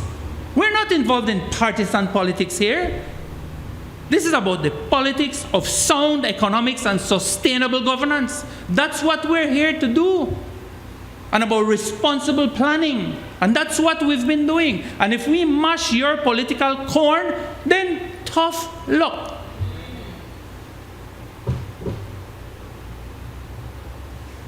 We, the business community, share a major part of this burden. The workers of this country share a major part of this burden. The NGO community share a major part of this burden. We have every right to get up in these chambers and tell the government how we feel, how we're being affected, and give them advice. If you tire of listening to that advice, or if you're getting too old for it, then leave. Nobody's forcing you to be in here, but if you come here, come prepared, do your homework, man. And especially at a time like this. I agree we need to work together. I agree if we have committees, they should be all-inclusive because we all have valuable input we could put.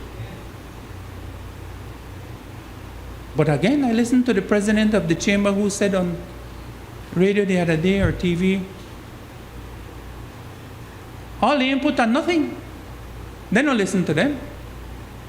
So they're disappointed.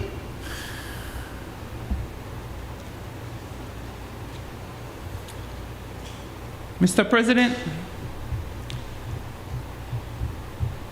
I have a lot more I could talk about on this motion and its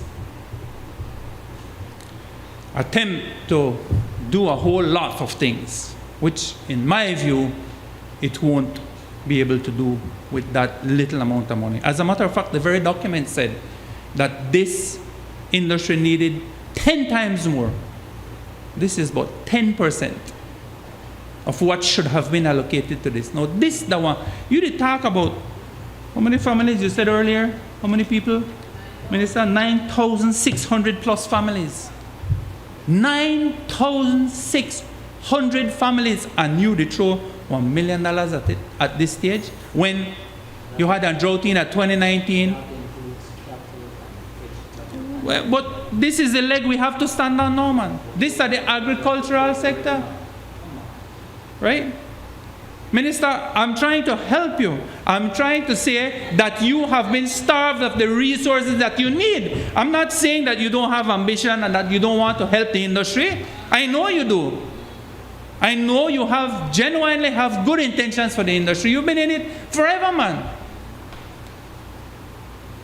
You and I know the problems that this country has had. We've discussed them. I know your heart is in the right place.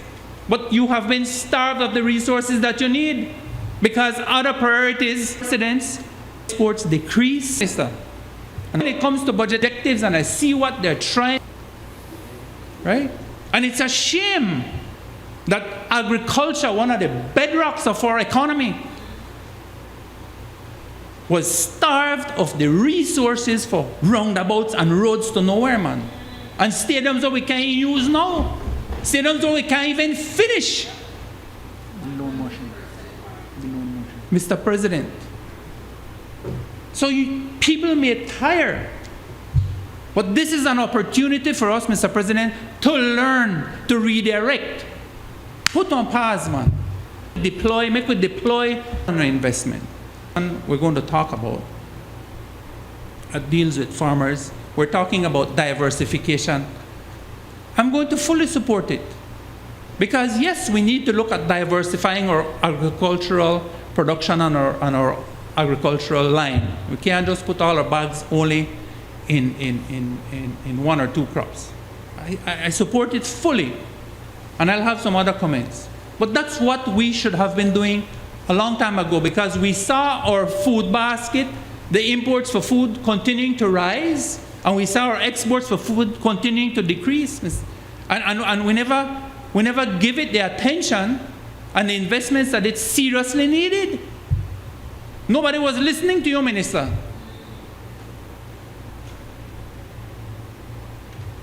So if we're serious, I need to know if we're serious about saving the sugarcane industry, if it's going to be viable, and what it is that we're going to do. The people of the North have a right to know. Is this just a short-term gap because you don't have anything else to take its place? Is the North going to go out of sugarcane and into vegetables, into those 6 vegetables that they propose, and honey? Is that the answer?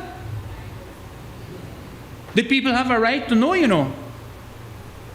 Because if you follow this, not knowing what's coming, the minister says we have plans coming. I hope we could get the money.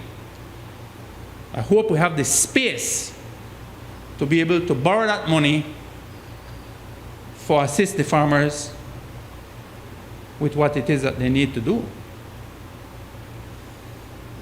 But if the North is going to continue to have a sugarcane industry, and the sugarcane industry in the long run is going to be viable, then make we invest the money in it, right? Because we talk about 9,000 families. So you talk about an average of somewhere in there, the big families too, and a lot of them are the head of households are women, I understand. So make we set an average of 4 per household. You talk about 40,000 people, you know. And don't leave it to people you talk about. And if these people are successful, they take care of themselves. They relieve the government of that responsibility. So it is a good investment. It's a good investment. This $300 per person that you're helping here right now, that's a 1 month of unemployment. But if those people had their own income, their own farms, productive, you don't need for getting that $300. So you get one fantastic return, and also they'll be generating and adding to the economic activity of the country, contributing to the tax base and relieving the government of that burden. So we have to look at things like that, man. Right? Mr. President, COVID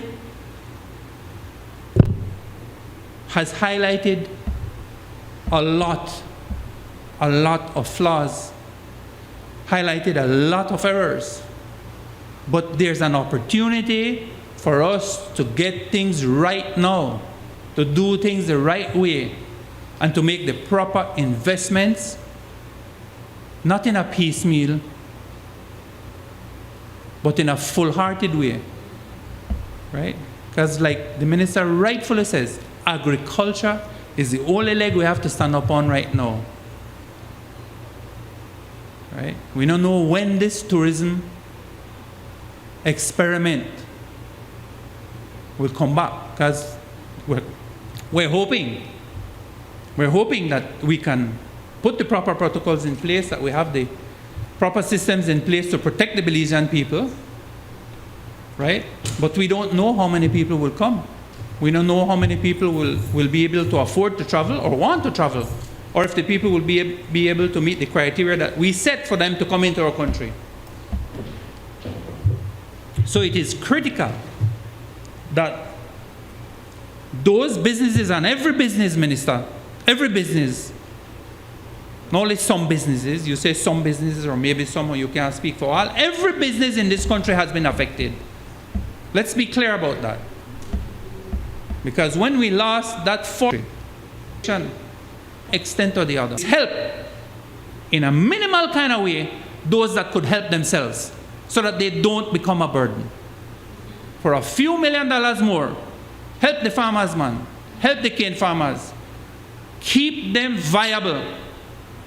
Because no vegetables, I'm sorry, no vegetables will replace that sugarcane industry.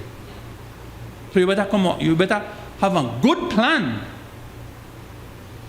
for replace that if you say that that industry is not sustainable. Thank you, Mr. President. Senator Zabini. Thank you, Mr. President. Mr. President, I think we could boil down this conversation to the word productivity. Because what we're hoping to achieve in terms of drought mitigation or flood mitigation or any such mitigation is to prevent an erosion of productivity for our farmers, and in this case, our sugarcane farmers. If we compare, Mr. President, the productivity in the sugar industry, our sugar industry, it has been around the range of 16 to 20 tons per acre. But our neighboring countries like Guatemala, Costa Rica, and I know Senator Salazar seems to have a problem with us doing comparisons, but he can go and do his research. These countries are doing 30, 40, and more tons per acre. So while it is very important for us to invest in trying to mitigate the negative consequences of drought and flooding, it is even more important that we invest in increasing the productivity of our farmers. And this has not been done. $1 million is certainly not even going to shake the boat at all in terms of what we really need to focus on, which is to increase the productivity of our farmers across the country, in other areas, whether it's grains, whether it's livestock, whether it's citrus or bananas. In citrus, for example, Mr. President, we're barely doing 100, 125 boxes per acre. We have other countries that are doing 200, 300, 400 boxes per acre. But what does that require? That requires focused investment in research and development and in educating our farmers to be able to achieve that level of productivity. We have not been doing that. We have been investing, yes, in roads and roundabouts and all these kinds of things. Poor prioritization, Mr. President, of our limited resources. Now we want to try and save the sugar industry because we know that the sugar industry is what will bring in the foreign exchange. But where is the money to do it? We don't have the money to do it. I just read in the news that another portion of the Caracol Road, the contracts got signed. What was it, $35 million or more dollars again? This was just yesterday or day before. Why haven't those monies been redirected to where the needs are?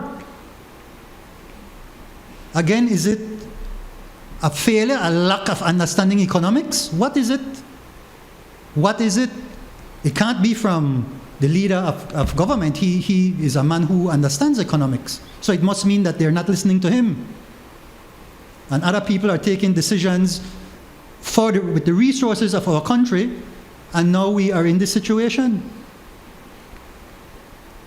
Mr. President, we come here, we have to have our facts. It is important. The people deserve that we do that research, like what Senator Lizarraga just said. He pointed out just now, GDP per capita, but if you go right to the last budget speech that the Prime Minister delivered, in the tables there, you will find that GDP per capita in 2017 was Belize dollars, $9,604. In 2018, it went down to $9,453, and in 2019, it went down again to $9,205 Belize dollars. Right there. So why is it that the government side wants to chastise us and say that we are misleading the people? The people are smart, Mr. President. They can go and do the research. The budget speech from the Prime Minister is right there on the Ministry of Finance website, and they can scroll down to list of tables and they will find the numbers there. What is this now? Is it a case that the truth hurts? What is it? Because that's what they bawl each time when we come and we give them the facts. And then we have the red herring. Oh, the PUP did this in their term. But we're not talking about the PUP term back then. We're talking about this term. That is what we're dealing with, this term. The people want to know how their monies are being spent today, not how it was spent back then. So that's a red herring. It's a distraction. It's a diversion tactic. And who's really tired of it, Mr. President, are the people of Belize. They're the ones who are tired of it. Mr. President, in respect to this loan motion here for $1.013 million to enhance sugarcane farmers' resilience in the natural hazard events. Well, not only is it totally inadequate, the amount, to achieve that goal, but it is also missing out all the other areas, all the other agricultural areas that have been affected, Mr. President, by the drought. That is now being affected by COVID, that has been affected by flooding. Citrus, Mr. President, another main export earner,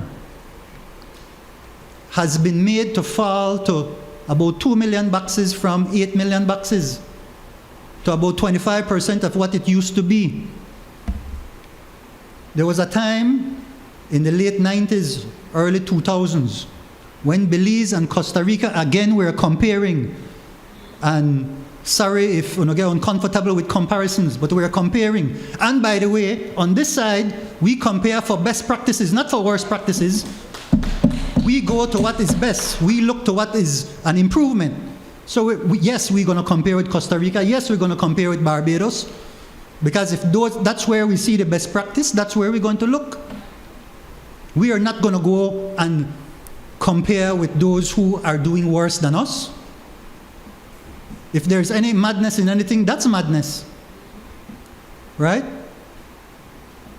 In the late 1990s and early 2000s, Mr. President, Belize and Costa Rica had more or less the same size industry, 7 to 8 million boxes an acre.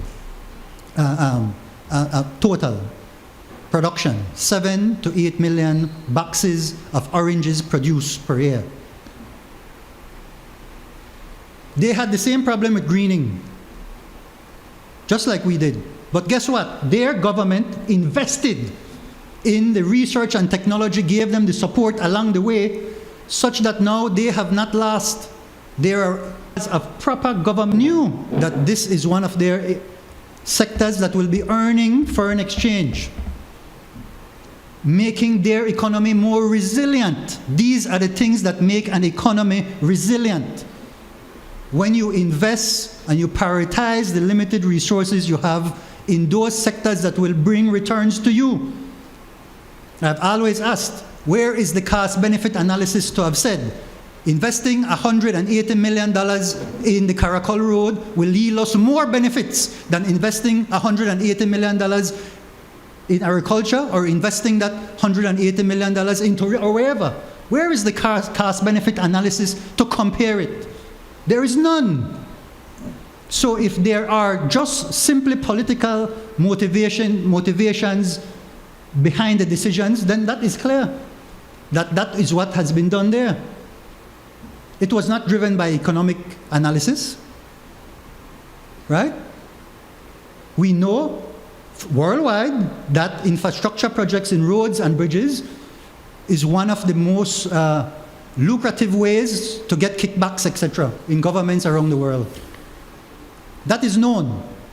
You can go, the World Bank reports that, the IDB reports that, the CDB reports that, it is out there. That's not what I am saying. You can go and do your research. Right?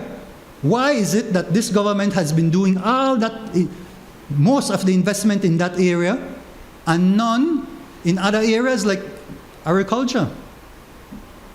Why is it? So the people are asking the question, why is it? We have in effect, Mr. President, because this here again, investing in the sugar industry, because we know it brings in foreign exchange, should have been meaningful.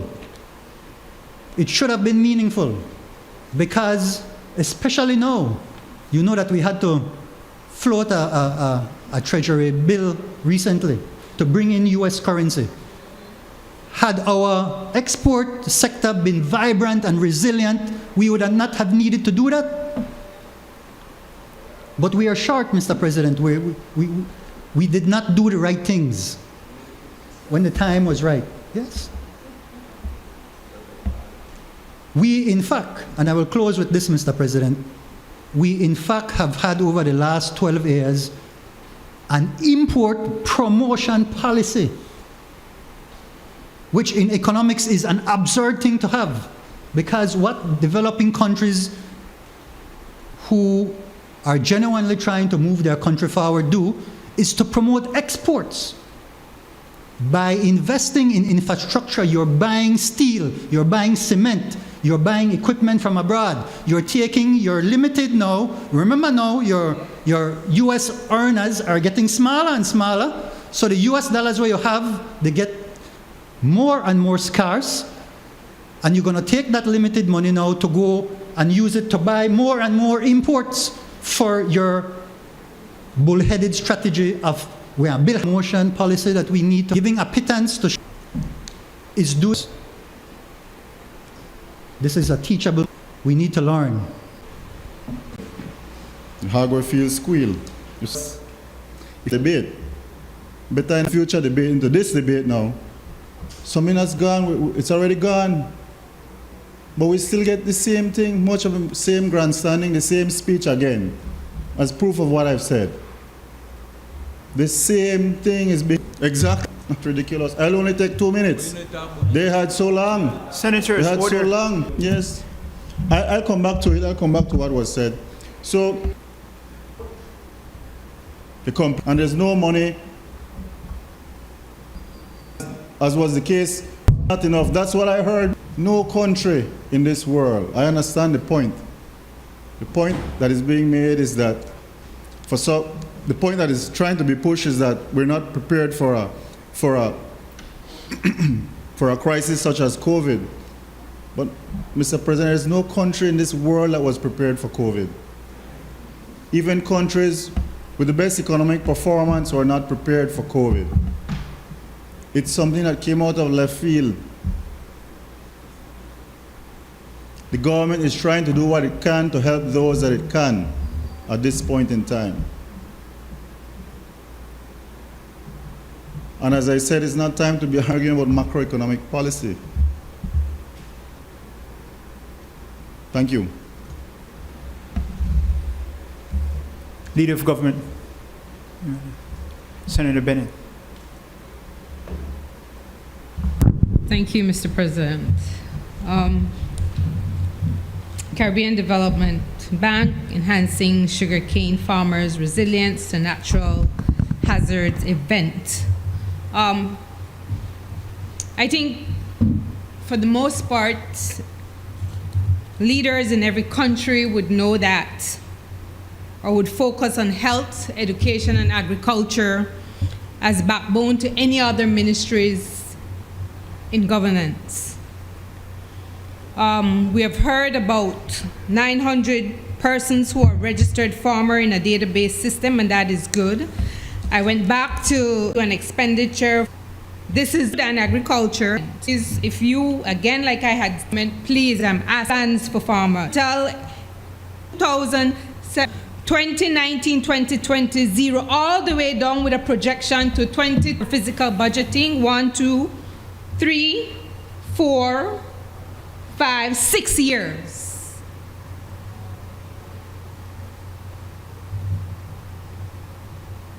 But they're saying that this is the plan. So obviously, and let me go a little bit closer here, because if this is the plan, then again, the farmers needed to know that under aqua agriculture, but this is the plan, right? Physical assistance to agricultural producers. 2019, 2020 was 0 for Capital 2 expenditure and Capital 3 expenditure. 2019, 2020 was also 0. So are you saying to us now that you never had no plans, but this is the plan still, but we have to get some money and then that one bail out the farmers? The reality is we're basically asking the farmers to be magicians. Just like we're asking the nurses, the doctors, and the pharmacists to be the healers and to resurrect people when they get sick with the little bit or no resources that they have. I recall history for the past 13 years. As a country, we have just continuously focused on construction, and we have not focused on the Belizean people, not their health, very little in education, and based on these plans for the past 5 years, there was almost next to nothing for agriculture. Again, I know what 0 look like, so when I look at this budget, no Nobody can tell me that I didn't misread the budget.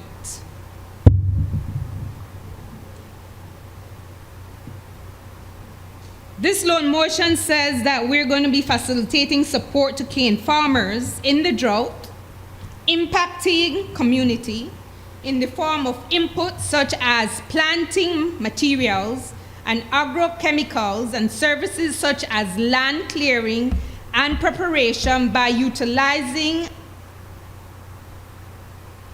especially design voucher program.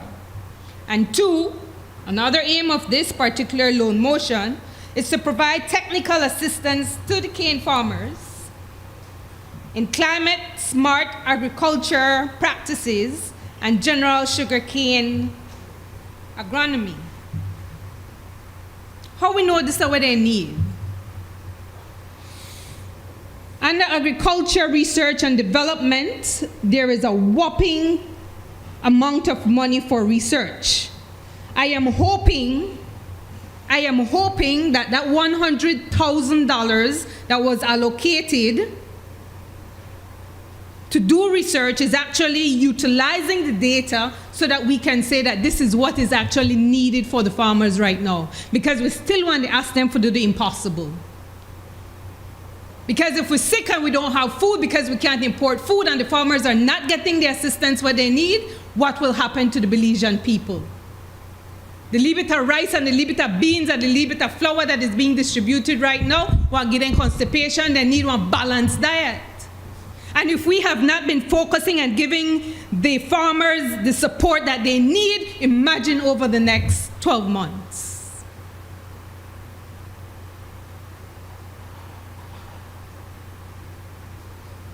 Support to farmers, disaster risk recovery. It looks like they may plan for giving us $50,000. My thing here, Mr. President, is if we are what we eat, and because we have a large unemployment rate in this country, and it's now even more impacted by COVID, then we'll have a population moving forward that is not going to only die from COVID if it gets out of hand, but we will have a mass amount of malnutrition in our country, much more than we presently have. As some of my colleagues have been saying earlier, we come into these chambers not to grandstand. We come in these chambers and we should be here with sincere hearts, making the input and helping to make and form the policies and the laws that are needed that will enhance and empower the Belizean people.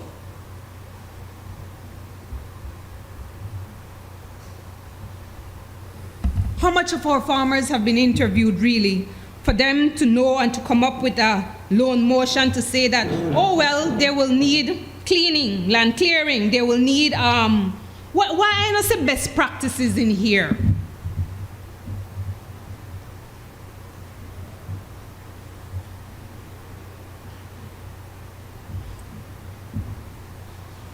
It's a pity that our farmers have been neglected so much and for so long. Because now, like I said, they are expected to do miracles.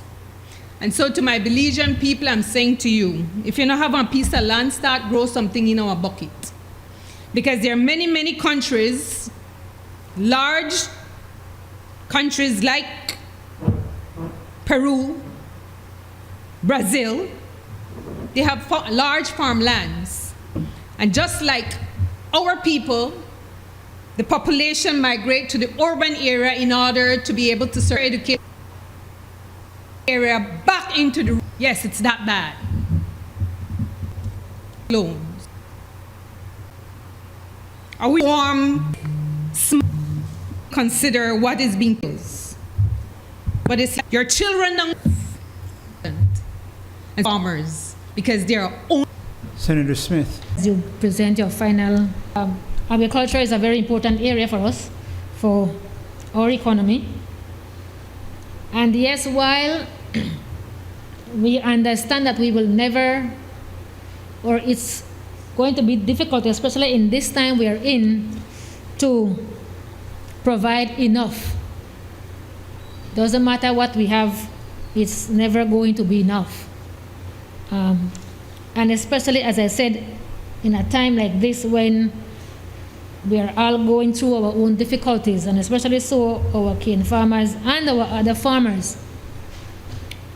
One of our concern is as it relates to the other areas, and I think Senator Dr. Zabani spoke about it earlier in terms of, say, the citrus and banana, and so those other areas. So I know that this one is specific to our cane farmers, but I think that we also need to look at those other areas because those areas too are important.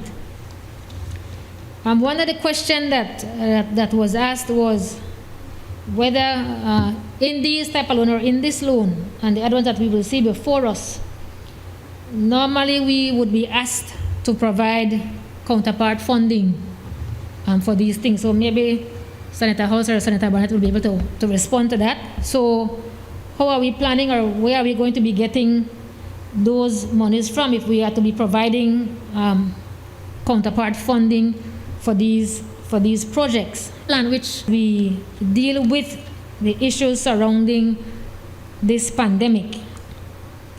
We have to also look at the fact of us, how are we building resiliency as we go through these times.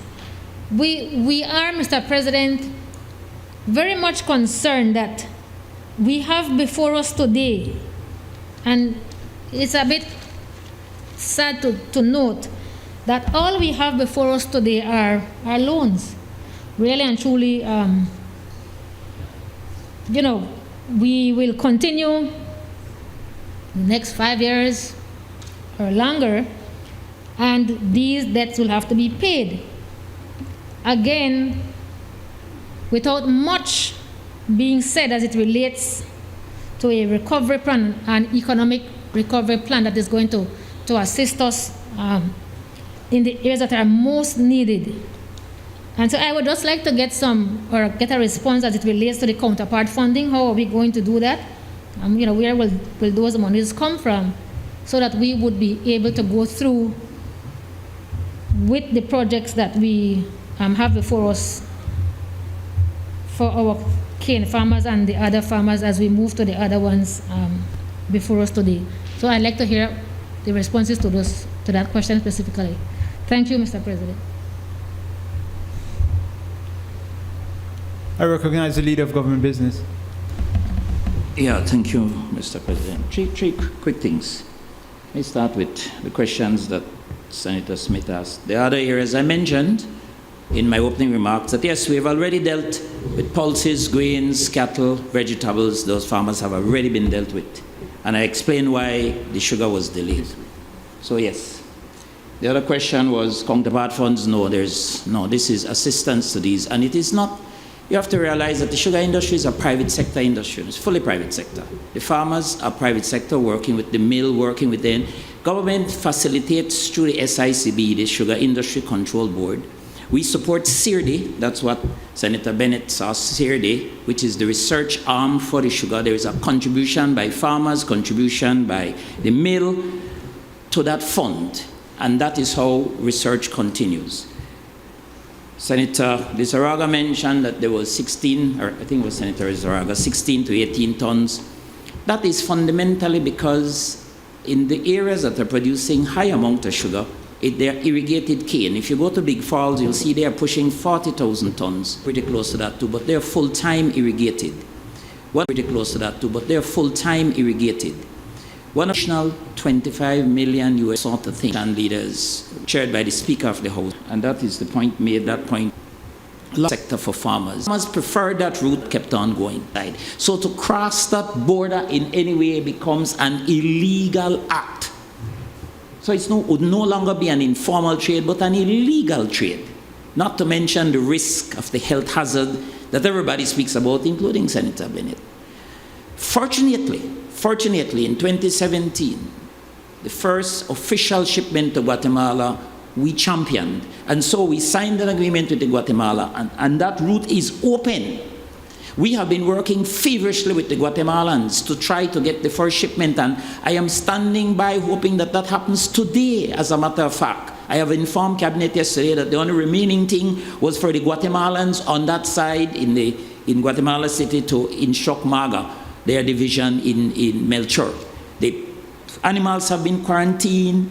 Baja has been on top of it. We've done every possible thing to ensure that shipment happens, and we're working similarly on the Mexican side. And even though it's going to be a reduced amount of money, it is the avenue we have. So it is incorrect to say that no support is being given to sell the cattle. Last but not least, I want to just throw this in the mix.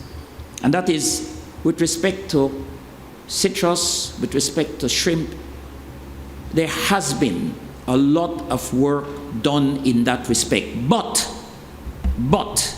one of the shortcomings has always been, and this continues to plague us, is the access to credit. That plagues all the farmers. Dr. Zabani knows that, Senator Zabani knows that well. Access to credit, access to agriculture credit. You all know that the risk was 100%. The central bank just recently under our pushing, me particularly, together with the Prime Minister and Minister and former Minister and our Governor of the Central Bank, to de-risk, to get the banks to de-risk to 50%. That was a major impediment. And another major impediment was to classify the loans. The loans are classified after 6 months. Right, Dr. Barnett? Classified. Let me tell you what that means. That means that I borrow some money from any bank. I put in a rice crop. It takes 5 months to grow, 4 to 5 months. By the time I harvest, I don't have the money to pay the bank, but I can't pay the bank, so it's classified. I'm a bad debtor. And that is with everything. The cattle, 6 months you don't got no cattle, the calf just not even begin to wean yet. And that was one of the major impediments to agriculture development in this country. We finally got the central bank to lean on the commercial banks to stretch that classification to 18 months. Thank Almighty. At least there's a breeding spot for the farmers. They had a tremendous amount of good farmers. But that access to credit, which other sectors of the industry did not have those pressures. Primarily the commercial banks are exactly that, commercial banks. They buy and sell. They work from overdraft. From the time you buy the goods and sell it, you can start to pay. But the farmers has to stick that thing in the ground. He has to wait for it to grow. He has to harvest it. He has to sell it. There's a cycle there. And we do not have an agricultural bank that deals with that. So that is another advance we have made. And that was one also the major impediments. Let me then ask you, Mr. President, because we still have a lot of lot of things before us, to please put the question. Honorable members, the question is, now therefore be it resolved that this Honorable House, being satisfied that the project will improve the livelihood of sugarcane farmers in northern Belize, which in turn will uplift the communities of Orange Walk and Corozal, approve and confirm that the government may enter into a loan agreement with the Caribbean Development Bank on the terms and conditions set out above, and further authorizes the Minister of Finance to execute and deliver the said loan agreement and all other documents associated therewith. All those in favor kindly say aye. Those against kindly say no. I think the ayes have it. I recognize the Leader of Government Business.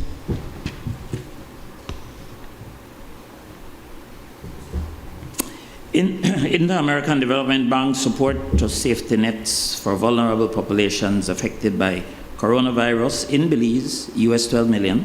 Loan motion 2020. Mr. President, I move that whereas Belize, as a member of the Inter-American Development Bank, is eligible for development assistance in the form of loans, grants, and technical assistance, and whereas the government for those affected by the coronavirus in the immediate period, and whereas the program will involve protection in the form of cash transfers for the vulnerable population, not on the rosters of transfer programs who were formally unemployed or informally employed, as well as those who worked in the formal sector but lost their employment as a result of COVID-19. And whereas it is intended that the execution of the project shall be carried out on behalf of the government by the Ministry of Human Development, Social Transformation and Poverty Alleviation, acting as executing agent. And whereas the bank has offered financing up to $12 million from its ordinary capital resources for the said purpose under the following terms and conditions. The lender, of course, is the IDB, the Inter-American Development Bank. The principal amount is $12 million single currency facility loan. Disbursement schedule is over a period of 12 months from the date of signature of the loan contract. The term of the loan is 25 years, inclusive of a 66-month grace period on the principal repayment. The repayment period is to be repaid in 39 approximate equal semi-annual and consecutive installments of about $307,692.31 US. The purpose, of course, is to execute a program that will contribute to the ensuring minimum levels of quality of life for vulnerable persons amid the crisis caused by COVID-19. The lending rate is based on single currency facility loan with LIBOR-based interest rate. The credit fee will be at a percentage to be established by the bank on a periodic basis, but not exceeding 0.75% per annum. And whereas under the provisions of Section 7.2 of the Finance and Audit Reform Act of 2005, Government of Belize is required to obtain the pre-authorization of the National Assembly by way of a resolution for such borrowing.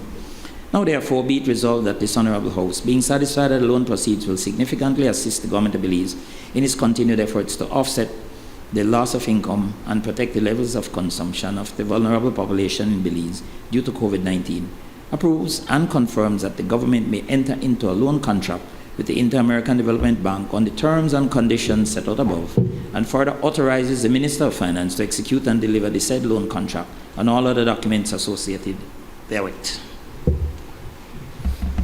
I recognize Senator Lizarraga. Thank you, Mr. President.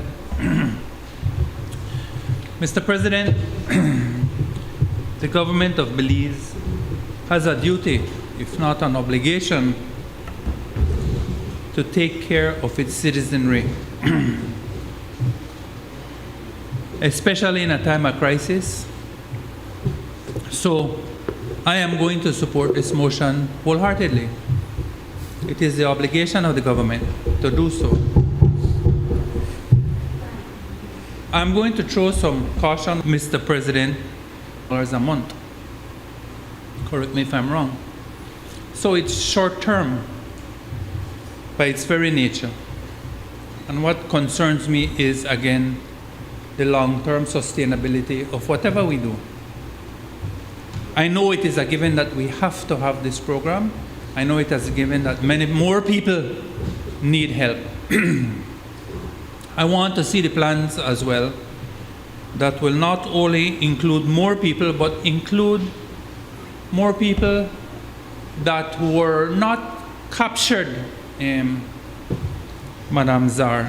I keep hearing, and I've heard you and I've heard your co-czar about the screening, about the lack of information, etc. But somehow, Mr. President, I get the impression that a lot of people that really do need help. I mean, I have had people call me from San Pedro. I've had people call me from Kikaka. I've had people call me from Corozal, from San Ignacio, and say, Senator, I've been trying to get on. All I can do is give them the number. People still need help and genuinely need help. There was a young lady that was from Corozal, I think she was. She lived in Belize City, single mother, had 4 children going to school. Of course, she worked in the tourism industry, and she lost her job. And she was trying to get on this program and kept calling and kept calling and kept calling. And for some reason, she shouldn't get on. She couldn't get on. I know of a father as well that had 6 children from the Cayo district. That again worked in tourism related and was not able to get on to the program. So there have been holes, lots of holes. I know the program was stopped, perhaps because they never expect the massive rush. I mean, at the outset, we never think that so many people would have needed it, but the numbers escalated. But it is the obligation, the responsibility of government to help its people, especially at a time like this. The minister is not doing you a favor, nor the czars, right? it is their responsibility, okay? Because you're going to pay for that money. It's a loan. We're going to all pay back for this. So even the children of tomorrow will pay back for this. So the program, I'm happy really about many respects of the program, that it went through the Social Security and it put it in a formal structure, you know, and that kind of thing. And it was not perfect at the beginning. It took a while to get going, but it's going now. I think most of the kinks have come out of it. But it undermines, it underlies the need for us to structure that thing in such a way that it can last. I think this is an opportunity for us to truly make an unemployment scheme for long-term purposes. So we should work on refining it, improving it. I was a little concerned, and correct me if I'm wrong, maybe Dr. Barnett can correct me, but when there's another wave of this, Dr. Barnett, I understand that it might be moved from the Social Security, that type of structure, to another ministry.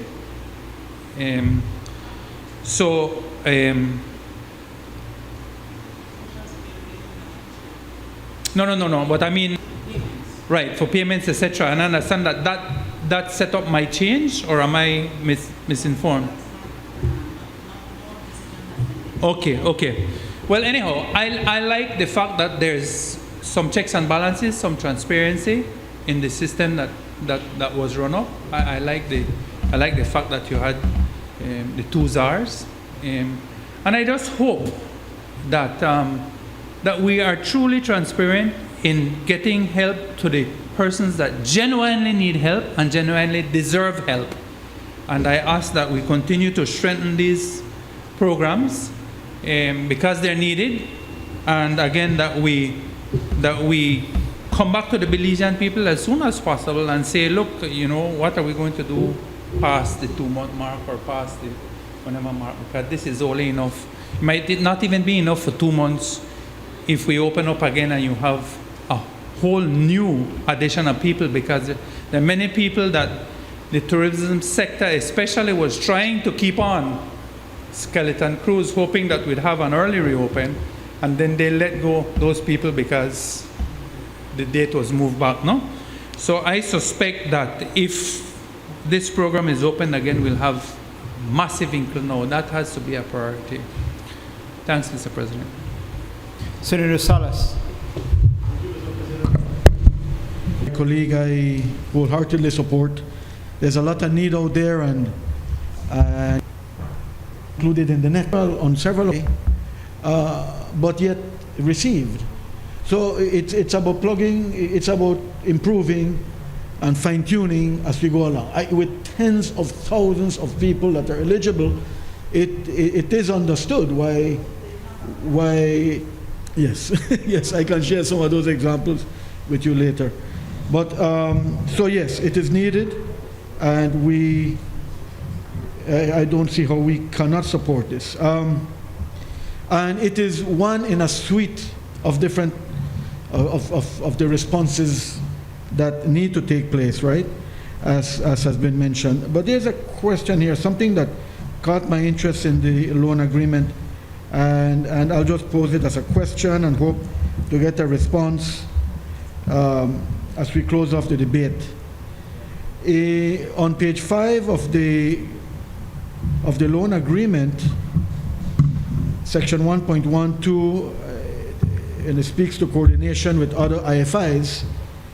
There's a statement, and I will quote, Mr. President: the bank has also received a formal request from the government for a special development loan.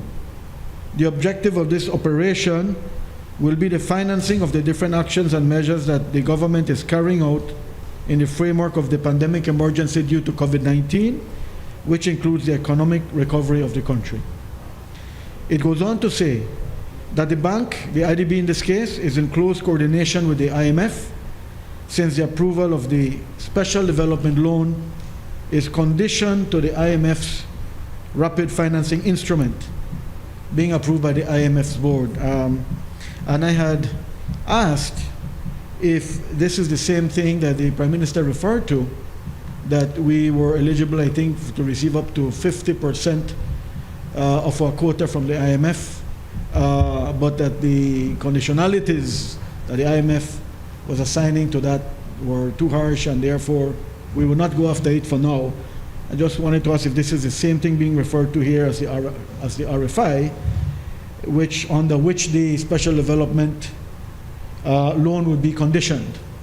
And I did read in the IMF website that to assist with this current crisis, the quotas have the 50% quota that is made available has been increased to 100%. So I just seek clarity on that particular point. Thank you, Mr. President. Dr. Zabani.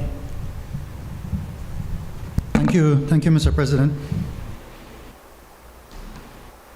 I'd also like to lay here in the records, Mr. President, the concern that we've heard from Senator Lizarraga and Senator Salas about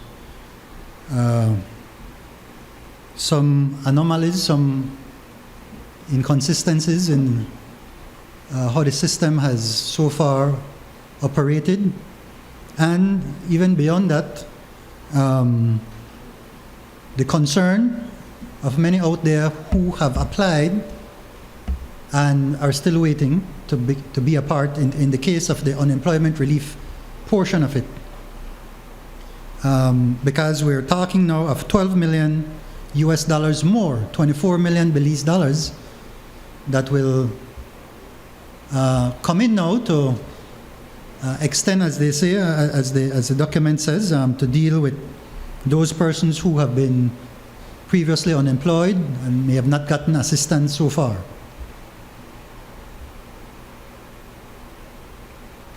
I think it is important to underline that even those persons who actually attempted to get on the program were unable to do so. People who, in the case of the food assistance, were told that they satisfied the criteria, may have gotten one issuance of food, but are still waiting for a second or a third assistance. So up to now, a number of people have been assisted, and that's very important. And we know the people who have been working there behind the scenes. We want the assistance that they need to get. I want to development. I would like sensibilities in here, with your permission. Go ahead. And I'll also want to read something, the definition of human development.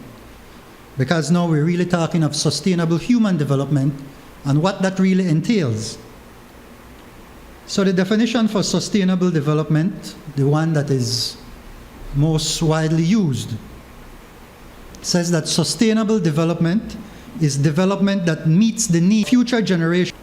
It's in particular the technology and social organization on the environment's ability to meet present and future needs. So two things there. Poor persons needing assistance, needing attention, needing investment, and then the concern of how the resources that we're using affects the ecology, the natural environment. And that it's a temporal approach. It's not just today, it's not just the short term, but it's the long term as well.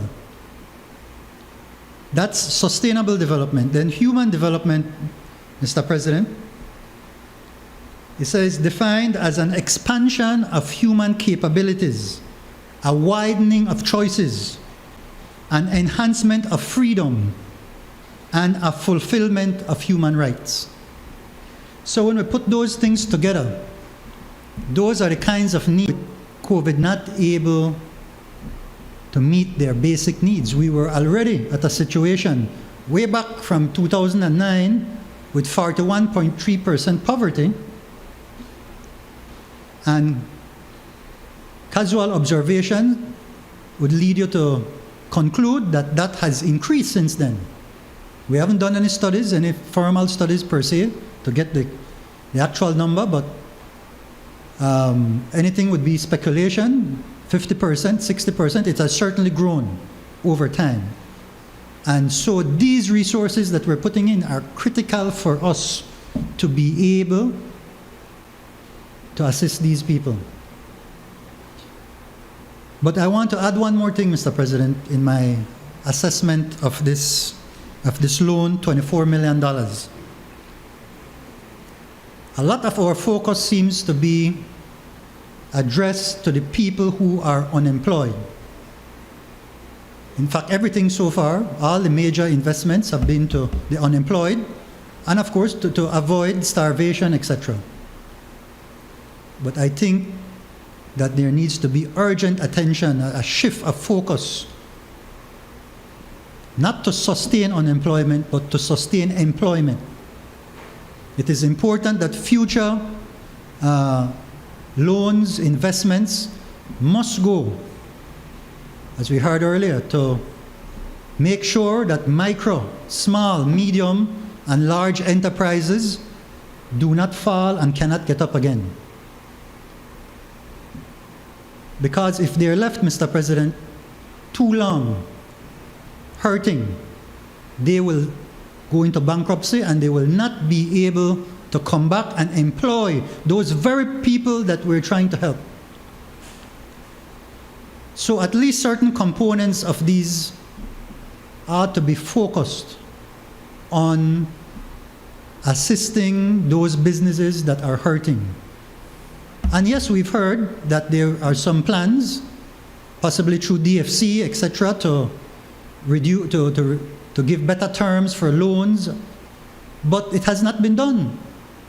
The fact is that months have passed, and no pun intended, the patient is lying on the bed, suffering and about to die. We see that especially in the tourism sector, where the resorts, the hotels, etc., have gotten practically nothing to assist them. And when we look at other countries in our region and around the world, we see that that is where priority has been placed, to keep the businesses going so that people can remain employed, so that then you don't have to be developing programs of unemployment to keep people alive who are unemployed. You want to be able now to start focusing on the businesses who need the help to re-employ those people who are now unemployed. And then to underline the fact that make sure that our investments or our future loans that will be a burden, as what's the meaning of sustainable development, to future generations. If we don't invest in productive activities, then it's like a sinkhole. We will not get a return in the future. That's basic economics, right? We need to invest the limited resources we have in things that will produce a return down the road so that we can attain sustainability, so that we can have sustainable human development. These are the kinds of discussions we need to have here. This is not political grandstanding. This is a discussion of economic concepts. Because we need our policymakers to be as educated as they can be so that they can pass proper policies. And in fact, we are the ones here to do that. Who else will be doing it? This is how our system works. This is the upper chamber of our National Assembly, where we are here. We have the opposition on this side. We have the government senators on that side. We have our social partners right here. We have a certain structure. And that is for us to deal with this, with political issues, with economic issues, with social issues. So when we talk matters of politics, who do you think we are representing here? The People's United Party? What else will we talk about? The policies that we believe as the People's United Party. What do you want us to do? To promote a United Democratic Party platform? That would be irresponsible of us. So I would hope that we stop hearing this nonsense, that all we're talking about is politics, when the National Assembly is a part of our political structure. What else do we need to do here? We have to talk politics. That is what it's about. Now, it doesn't mean that we will do it in a negative way or in a bombastic way or in an arrogant way or in a disrespectful way. We do it after analysis, and we bring that out. Anybody that brings new ideas here that I learn from, I will say thanks very much, because I am becoming more educated and the people out there are becoming more educated. That's what our people expect of us. And so when we analyze this loan motion right now that has to do with unemployment, then we also have to talk about employment. Talking about employment is not a diversion so far away that it makes what we're talking about political propaganda.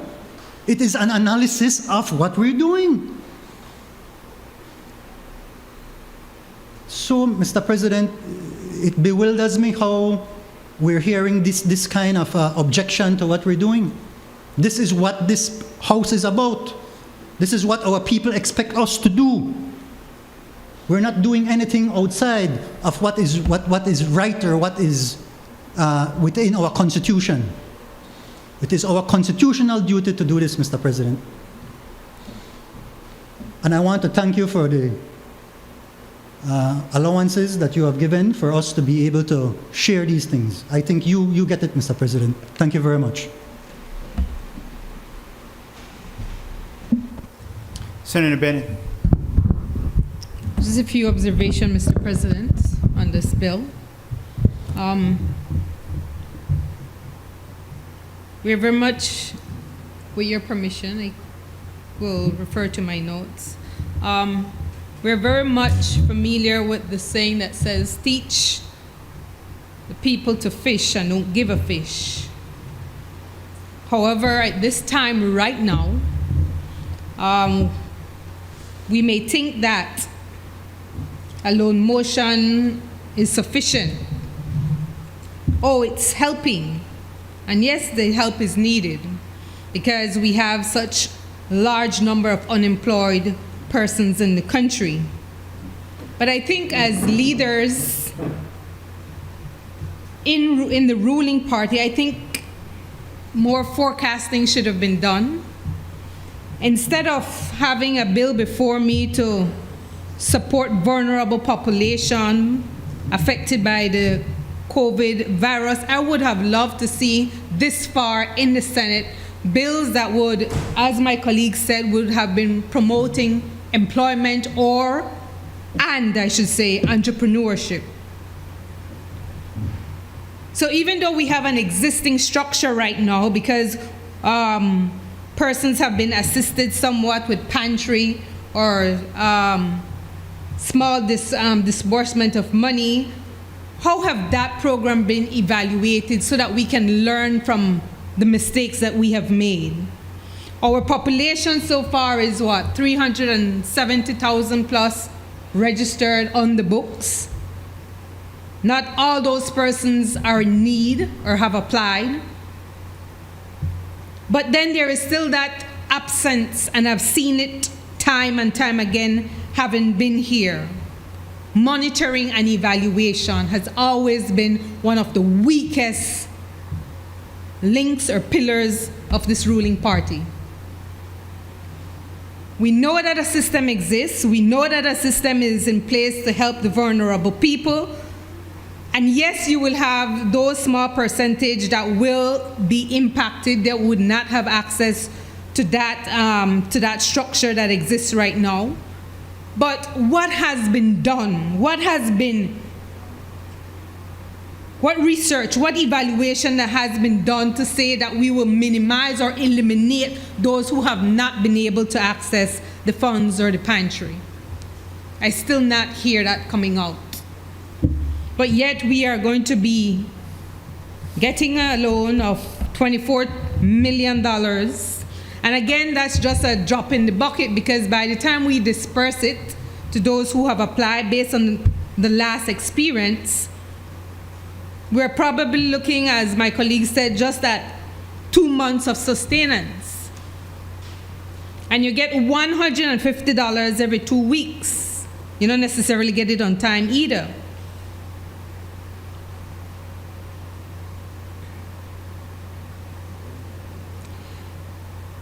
Could you imagine if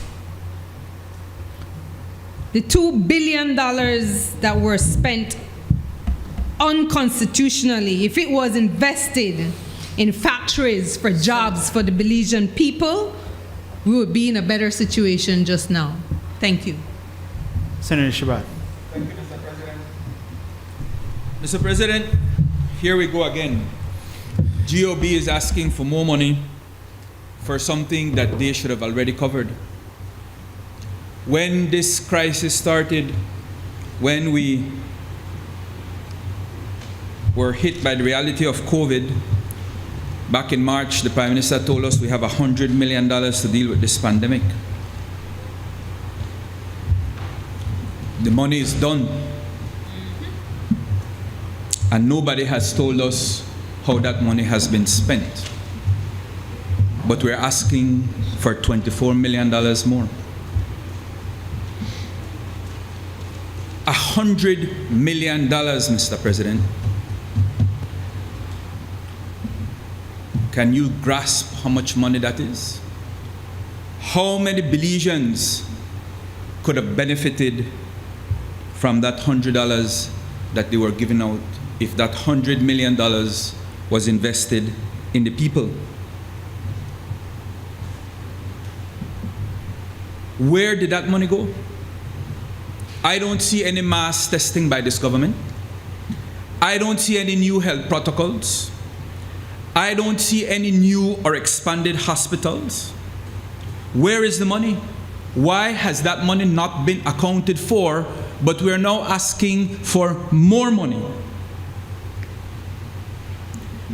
Let's go back to where we started in March, April of this year. We are right where we were. COVID is still with us. COVID is still a reality.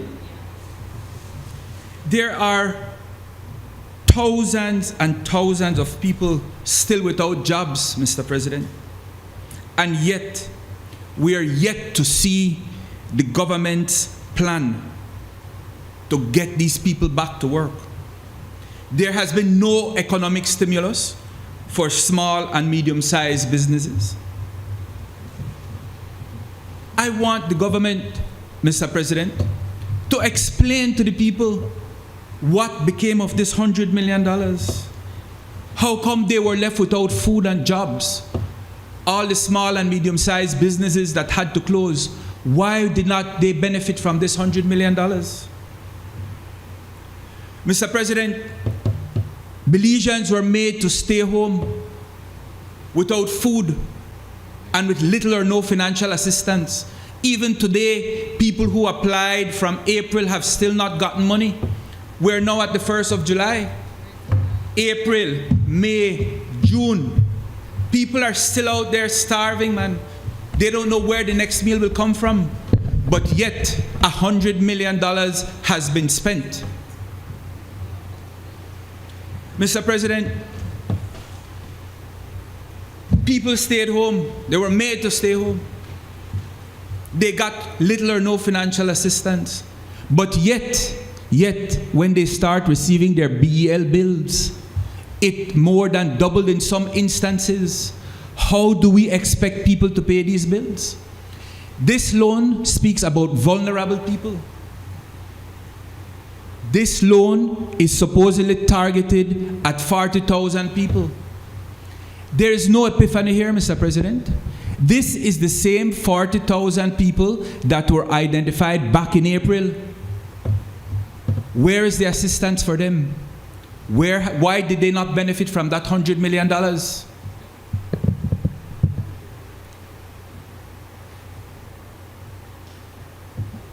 But yet, this loan motion, as I understand it, is geared towards benefiting 40,000 people with $300 over a period of 3 months. Why 3 months? What is so magical about 3 months? It's very clear. Elections. Elections come, Mr. President. It is inescapable, forgive me, but it is inescapable that this is election money. But you don't have to worry. Mr. President, you don't have to worry, right? Across this country, all of a sudden, there's a mad rush to give out land. Land they give out like water in this country right now. We have a ghost and a submarine driver promising the people of Kaya North that they're going to build a new primary school and high school, Mr. President, at a time when subventions have been cut for set, at a time when teachers' increments have been put on hold, Mr. President, and yet you still have politicians in this country selling dreams to the Belizean people. This loan motion tells us exactly how the economy of this country is, Mr. President, and where we are. This whole morning we've been hearing about loans. They speak about loans to help with their fiscal space. Fiscal space? They have to borrow to pay for a loan that they already made. So the Belizean people are being burdened with a double loan. With a double loan. But we need fiscal space. If there was prudent management of the economy, maybe we would not be in this position, Mr. President. This loan motion says that 81,000 people, and if you allow me, I just want to refer to my notes briefly, applied under unemployment relief program. And of those, 44% were classified as employed, 28% as formerly employed, and 28% as formerly unemployed. You hear that, Mr. President? 28% as formerly unemployed. I don't want that to be lost to the Belizean people, because when you listen to them speak over that side, they want to give us the impression that everything wrong in this country has just started to happen because of COVID. That is not true. The economy, the Belizean economy, has been in a recession since last year. And so while COVID may have made a bad situation worse, fundamentally, they are responsible because of their poor economic problems for where we are today, Mr. President. And that cannot be lost. This is before COVID. And if you read your notes, you will know what I'm talking about. Senator. You see, Mr. President, they want us to believe that all is bright and cheery in this country. The best has come. But not for the poor man and woman in Belize. For them it has come, Mr. President. According to this loan proposal, when you look at the agreement, when you look at this document that they call here the document of the draft loan proposal, it sets out very clearly. It says 41.3% of the population lived at or below the poverty line, while 15.8% were classified as extremely poor. Where is the plan to move our people out of poverty? Where is the plan to restart the economy? It seems that the only plan Payne and Sarah Barrow has is to borrow, borrow, and borrow. We can't, Senator.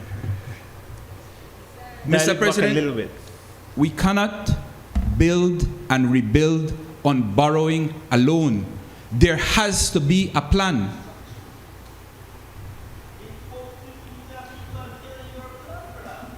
Mr. President, the bank estimates that the unemployment rate will more than double from 9.1% in 2019 to 18.6% in 2020. Again, I have to ask, where is the plan to restart the economy? Where is the plan to get the people back to work? The short answer is, government has no plan. What they're doing with these borrowing and borrowing and borrowing is opening a bigger hole for the economic disaster that we're now faced with. I must say this, Mr. President, and it comes as an eye-opener. I had the opportunity to listen to First Thing in the Morning a few days ago, and I heard Fonso lamenting, and God help us, because comes a day in Parliament when we're quoting Fonso, but he was lamenting the fact that there are people who are getting and getting and getting and getting, while there are so many people who have been left out, so many people who are hungry and are not able to benefit from these programs. Mr. President, he was lamenting that people are selling rice and beans and flowers from the food packages they're getting. He was lamenting that people have created a business out of this on the back of the Belizean people.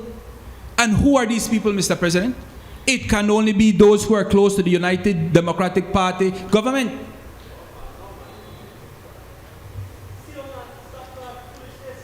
Mr. President, that is the reality on the ground, whether they want to hear it or not. That is the reality, Mr. President. And so, Mr. President, while we understand that there is great need in this country, while we understand that currently there are 40,000 people who need assistance, and that number might grow, our concern is to make sure, Mr. President, that these monies are getting to the people who most need it. That is the most critical issue, Mr. President. We are concerned that this pandemic is still around. This pandemic doesn't seem to be going anywhere, Mr. President. And it seems, Mr. President, that the numbers of infections as we open up will continue to grow. We see recently we've had 4 more new infections. And so it is critical that the people who need the help will get it. It is critical that it is not only the people who are affiliated with the UDP get help, Mr. President. It is time for this government to help all the people of this country, regardless of your political persuasion, Mr. President. Thank you very much.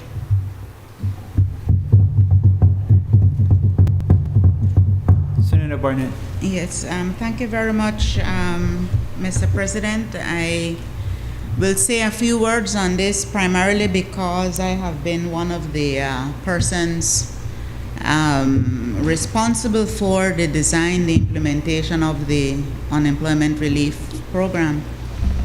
And in doing that, I was fortunate to be working alongside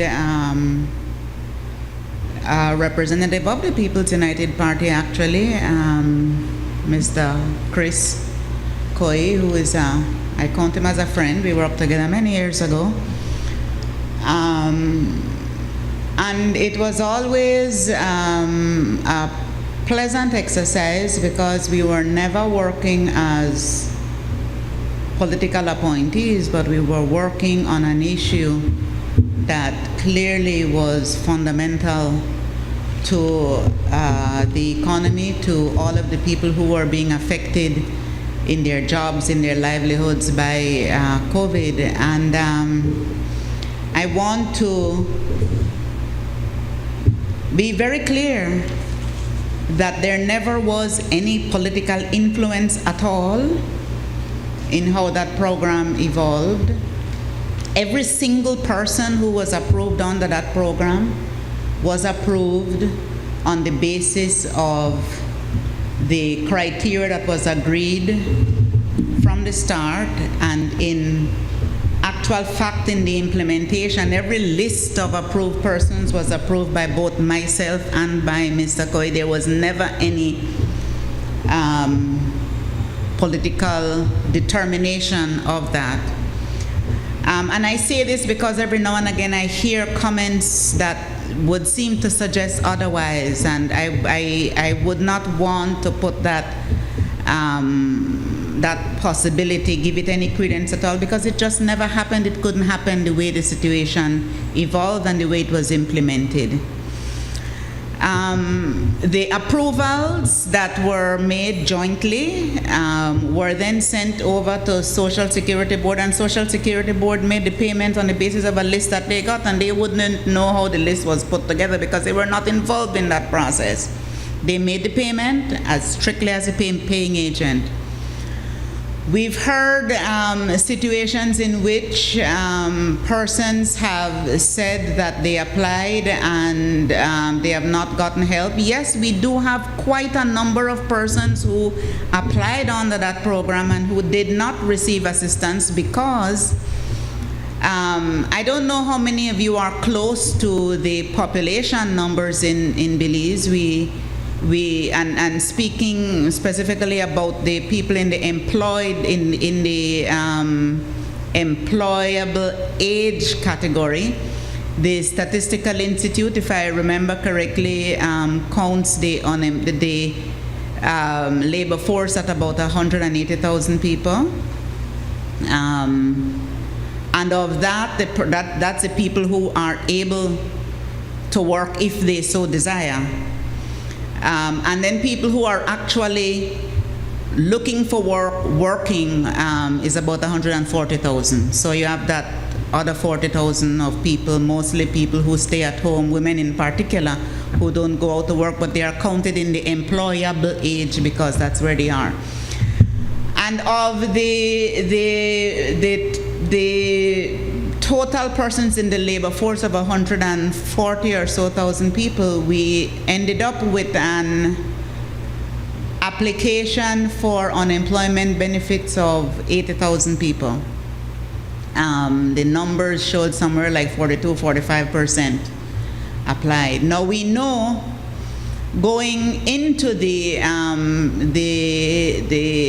numbers that underlie what we projected at the start, we were expecting applications of around 50,000 people or so. And we, as economists, we sat down, we worked out, having had conversations with the tourism sector, transportation sector, listening, doing our own investigations, we figured out that we would be getting somewhere around 50,000 people who would be eligible for assistance. And we started to get a lot of applications from persons who were simply sending us their name, their telephone number, and their bank accounts. We weren't getting the information as to where they were working or what they did, and that became an issue because remember, this is an unemployment relief program. It's not a program of anything else. There are a lot of people who need assistance, and those persons would qualify for assistance from the Ministry of Human Development, for example, under their programs. And therefore, we had to be very judicious about how we approached giving approvals under the program, and we therefore tried to make sure that we included all of the sectors, all of the businesses that we knew were the ones that were impacted firstly and early in the process. And we were able to verify that by speaking directly with employers, speaking directly with businesses, verifying when people applied who they said they worked with, and we had a team of public officers who helped to do that. And so we were able to verify the majority of the applications that came in. But we still have quite a number of persons who we are not going to be able to process simply because there's no information. And those persons, as we come to the end of this phase, those persons will be able to apply in a subsequent phase, but people have to understand that they have to say who they worked with. And the area of work in which they were involved, so that we are able to to determine that in fact it is a provision for persons who have lost their jobs. That's because that was the original intent. That is not to say, and let me repeat, that is not to say that there are not other categories of persons who have long-term unemployed who will need assistance, but this particular program was not designed to deal with the universe of persons. It was designed to deal with that particular aspect of persons who were losing their jobs because of the impact of COVID. Now, let me also say that this 12 million US, this $24 million is not an extension to the addition to the original program. The original program was designed for 3 months in the first instance, April, May, June, July, if people get approved a little bit late. And then at that point, because this is the way the decision was framed when we were asked to do this, at that point a decision would be made on if and how it would be extended. So that's the decision point where we are right now. What it means is that the money, this 75 million, I hear 100 for this, but it's not, it never was 100 for unemployment relief. It was 75 million was the envelope that the Prime Minister had identified for unemployment relief. And this 24 million would fall within that envelope. This is not an additionality of funding. The undertaking was if we cannot borrow the money from anybody else internationally, we would take it through borrowings from the central bank. So provisions have been made for that so that we knew going into the program that we could depend on up to 75 million for unemployment relief. And let me also, at this stage, yes, the absence of unemployment insurance and provision for people who fall unemployed is clearly an issue that we have to deal with.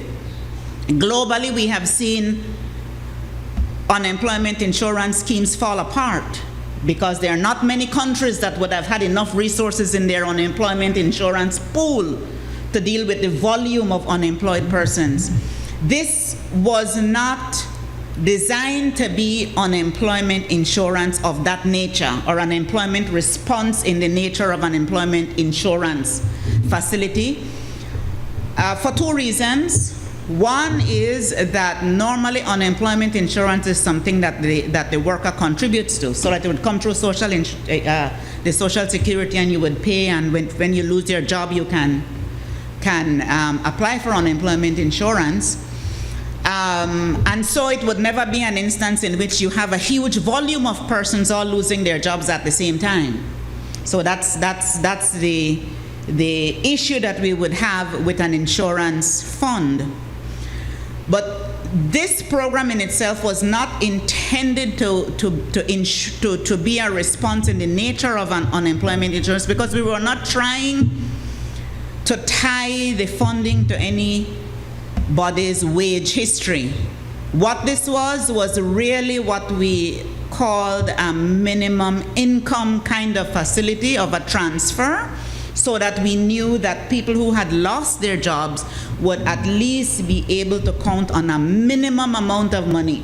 So if somebody in relation with their employer, for example, lost 5 days out of 6 days work, that's a huge loss. We didn't count it against them to say, well, you know, you're still employed, therefore. People, if you lose a huge portion of your income, this would be a minimum amount that you were sure you would get if you lost your job, and then you would be able to use that and augment it with anything that you may be able to do for yourself. But so it was not unemployment. It was not designed to replace your income in the way an unemployment insurance scheme would seek to replace your income. It was simply seeking to ensure that you had a minimum income in order that you might be able to meet your need for food or whatever else you as an individual will choose to pay the little bit on. Over the course of the first phase, it's about 45,000 people who benefited, continue to benefit as this first phase comes to an end. Of those persons, almost 15,000 came directly from tourism. We're talking hotels, restaurants, resorts, persons directly involved in, and then in addition to that, you would have to add the other sectors, transportation, taxi drivers, fishermen, all of those persons who as well were able to receive minimum income, a basic minimum income from this program. As we move into phase 2 of the program, it's going to be formatted a little bit differently, and all of the details of it will come out tomorrow. We'll be announcing the various aspects of it. But one of the key aspects of it is a shift in the thinking from unemployment relief to employment promotion. That's something you said, we agree, and I should tell you that that conversation began even as your colleague, Mr. Koi, sat with us across the table, because it's something we agreed with him. He agreed with us that indeed we needed to see unemployment insurance, unemployment relief, not only as ensuring that people have a minimum income, but that people were able to work, because production meant people being able to work. And therefore, part of what we're going to be seeing tomorrow is support for micro, small, and medium enterprises to enable them to continue to employ persons. I don't want to spend it. It's getting late already, and we've been talking a lot about these things. But I want to say that we have to realize that the situation that we're in as an economy is a very difficult one. That goes without saying. We're feeling it, we're seeing it, we're experiencing it. And part of the difficulty, as I've said as often as I can, is that we're not the only country experiencing it. So we have to solve it as much as possible ourselves, because everybody else out there is also experiencing the difficulty. To the extent that we're able to access assistance from our IFI partners, that is good. We're getting assistance as well from some of our bilateral partners, but at the end of the day, it will be how we determine how we're going to sort ourselves through this. And one of the responses will be the program of support for medium, small enterprises, the MSMEs, that we will be releasing tomorrow. So thank you very much, Mr. President. Thank you, Senator. I recognize the Leader of Government Business. Mr. President, I move the question. Honorable members, the question is, now therefore be it resolved that this Honorable House, being satisfied that the loan proceeds would significantly assist the government of Belize in its continued efforts to offset the loss of income and protect the levels of consumption of the vulnerable population in Belize due to COVID-19, approves and confirms that the government may enter into a loan contract with the Inter-American Development Bank on terms and conditions set out above, and further authorize the Minister of Finance to execute and deliver the said loan contract and all other documents associated therewith. All those in favor say aye. Those against say no. I think the ayes have it. I recognize the Leader of Government Business. International Fund for Agricultural Development, Resilient Rural Belize Project, US $1,914,800, loan motion 2020. Mr. President, I move that whereas Belize, being a member of the International Fund for Agricultural Development, IFAD, is eligible for development assistance in the form of loans, grants, and technical assistance from IFAD on such terms and conditions as may be agreed between Belize and the International Fund for Agricultural Development from time to time. And whereas the government of Belize has approached the International Fund for Agricultural Development for financial assistance in the execution of a resilient rural Belize project, and whereas such project consists of climate resilient value chain development, CRVC, this component shall introduce strengthened smallholder participation in select value chains through the promotion of climate resilient production methods, product diversification, and related innovations. Value chain development will be participatory with the objectives of 1, supporting high-quality smallholders production for commercialization, and 2, enhancing sustainable smallholder farmer access to markets. Additionally, this component shall support self-consumption and healthy food choices through support for backyard gardens. The project also consists of climate-resilient rural infrastructure and asset development, which will support climate-resilient productivity and improve market access through rehabilitation and provision of new road, drainage, and irrigation infrastructure in priority areas. The overarching goal of this component is to support climate resilience infrastructure, enhancing smallholder farming business, rural enterprise opportunities, while serving the largest number possible of direct and indirect program beneficiaries.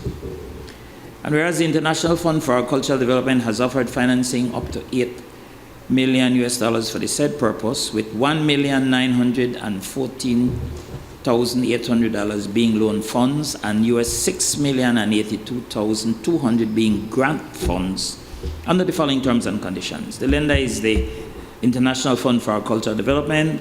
The loan principal is $1,914,800, single currency facility loan. The commitment fee is 0.50% per annum. The commitment fee will be calculated over the amount of the GCF loan not yet disbursed. It will start accruing from the entry into force of this agreement until the full disbursement by IFAD of the GCF loan. No grace period will apply to the payment of the commitment fee. The loan term is 40 years, inclusive of 10 years grace period on principal repayments. In respect of the repayment of the principal, 10 years from the entry into force of the agreement, to be repaid in equal installment on a semi-annual basis starting at the end of the grace period, arranged as follows. From years 11 to years 20, annual principal repayment will be equal to 2% of the principal amount. And from years 21 to years 40, annual principal repayment will be equal to 4% of the principal amount. The purpose is to minimize the impacts of climate and economic events on smallholder farmers while supporting sustainable market access for their produce. The interest rate is 0.00% per annum. The service charge is 0.25% per annum. The service charge will be calculated over the outstanding principal amount of the GCF loan. It will apply for the date of each disbursement made by IFAD under this agreement. No grace period will apply to the payment of the service fee. And now, whereas under the provisions of Section 7, subsection 2 of the Finance and Audit Reform Act of 2005, the government of Belize is required to obtain the prior authorization of the National Assembly by way of a resolution for such borrowing. Now, therefore, be it resolved that this Honorable House, being satisfied that the loan proceeds would significantly assist the government of Belize to minimize the impacts of climate and economic events on smallholder farmers while supporting sustainable market access for their produce, approves and confirms that the government may borrow from the International Fund for Agricultural Development the sum of $1,914,800 on the terms and conditions set out above, and further authorize the Minister of Finance to execute and deliver the loan agreement and all other documents associated therewith. Senator Lizarraga. Mr. President, thank you. Mr. President, I will rise to support this motion because, quite frankly, it's a good deal for Belize.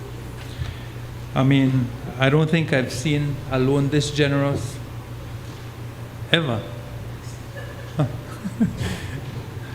So, well, I would like to sincerely thank the IFAD, the International Fund for Agricultural Development, which is seeking to grant us $6 million towards this project, and the government of Belize borrowing $2 million.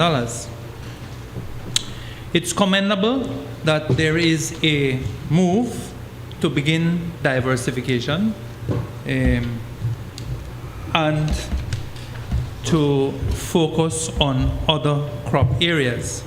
This project, it is said, is intended to have impact on some 6,000 8,000 rural households, of which 3,500 will be in the program's 5 priority areas or communities, and 2,500 will be in the non-priority areas, and these priority areas being Orange Walk, Belize District, Kaya District, Stone Creek, and Toledo districts. And the objective of the program is to introduce climate-resilient agricultural practices that will allow smallholder farmers to have a sustainable production process and improve market access for the produce. Sounds like a good plan. It's a pity that we were not presented with a more detailed document so that we could really see everything that's going to be encompassed. And I'll tell you why, Mr. President, because one thing that jumps out at me, I realize that drainage and road access is important for getting your goods to market. But this project, some $4 million or half of it is going towards rural road improvements. And so right away, you take away that from it. And we don't have this phobia about road projects, Mr. President. So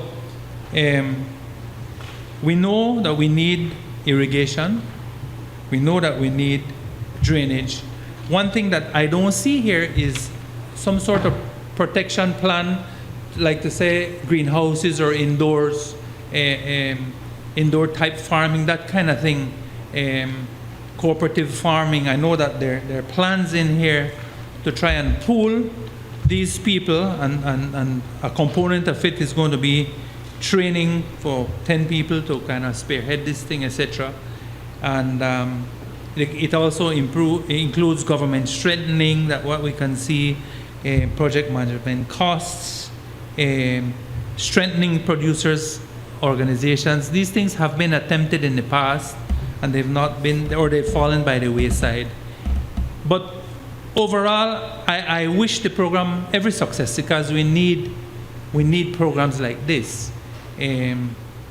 We certainly should take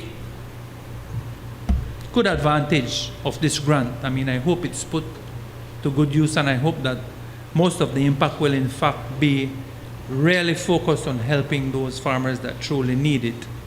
In the scope of things, you're really looking at $4 million over 5 districts.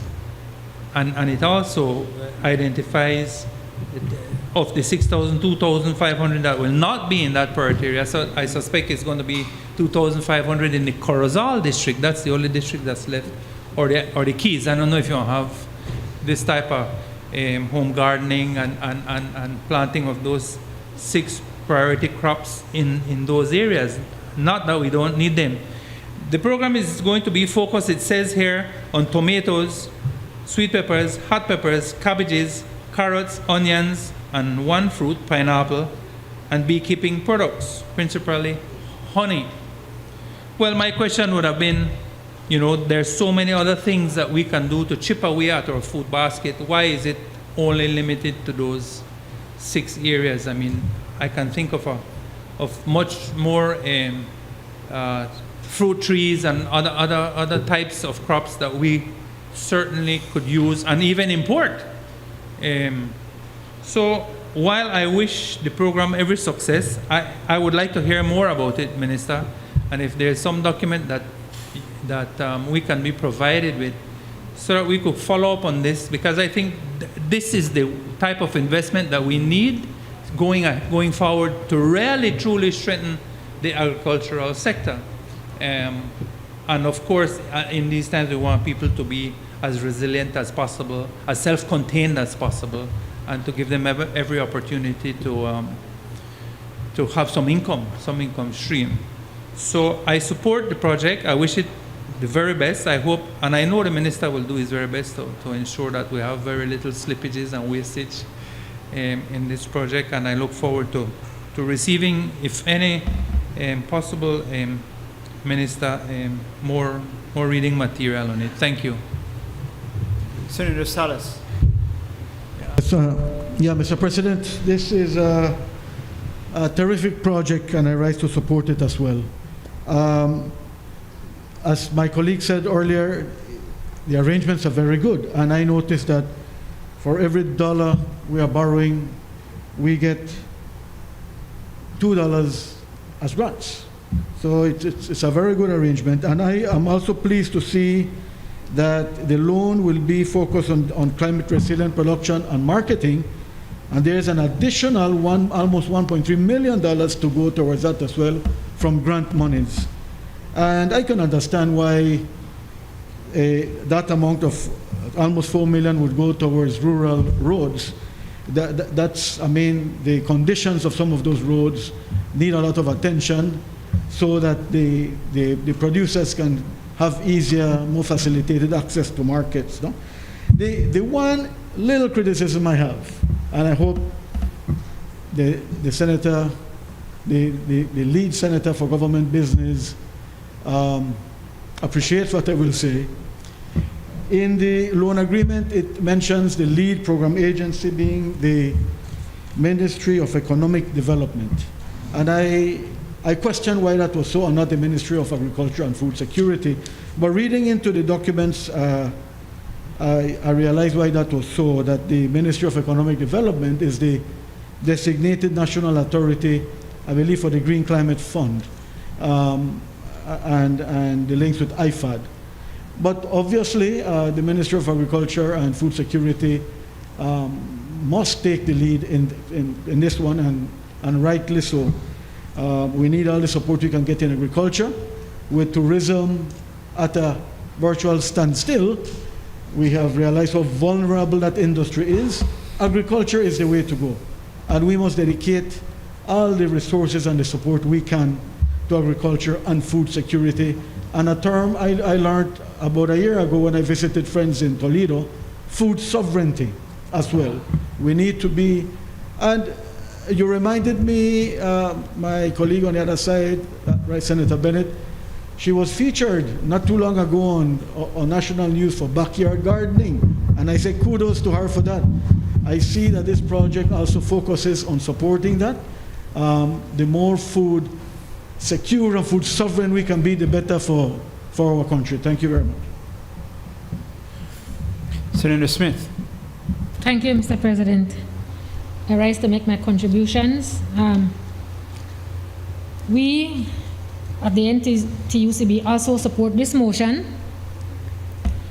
Again, as we've said earlier, agriculture is one of our more needed area that we need to develop. But specifically, Mr. President, the area of the backyard gardens, we feel that it's an excellent initiative because it enables our families, and the motion before it spoke about support and help for those persons who are unemployed and who need assistance. And in going this route, we are ensuring that our people have a more secure, if I would, way of providing food for their families. And so the backyard garden really and truly is an excellent initiative, and one that we should be promoting quite a bit. We were concerned, or we just had a question whether this was, when it spoke about the rural, believe if it was just referring to one district or the entire country, the rural areas in the entire country. And I was given information by Senator Hulse that it does include various communities across the country. So it's not specific to one area that we are going to be focusing on. And so again, that is very important as well to us, because we know that there are some areas that are more into agriculture than others. And sometimes the areas that need the most help might be the areas that are not so much into agriculture or gardening or that sort of thing. So for us, it's a very great initiative, and we do support it. Thank you.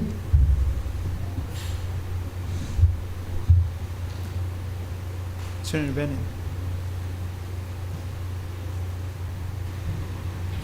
Mr. President, thank you for the opportunity to speak to this particular bill. I am seeing for the first time a situation where Belizeans are being taught to fish. There's hope. But what I would really like to truly see is, other than focusing on family-based empowerment at a higher level, I believe we should be focusing on community gardening.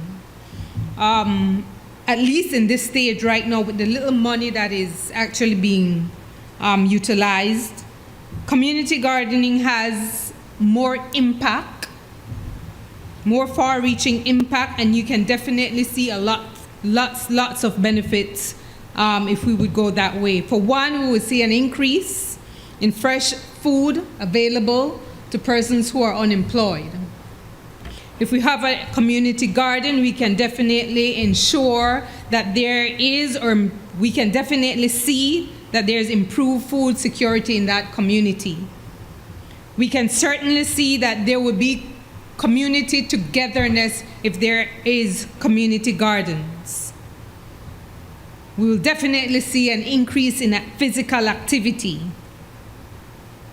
We have community garden, it therefore means that there will be dietary changes through education from the smallest child to the oldest person in the community. If we have community gardens, we can see more fruits and vegetables intake other than just the rice, the flour, and the beans that we're presently providing.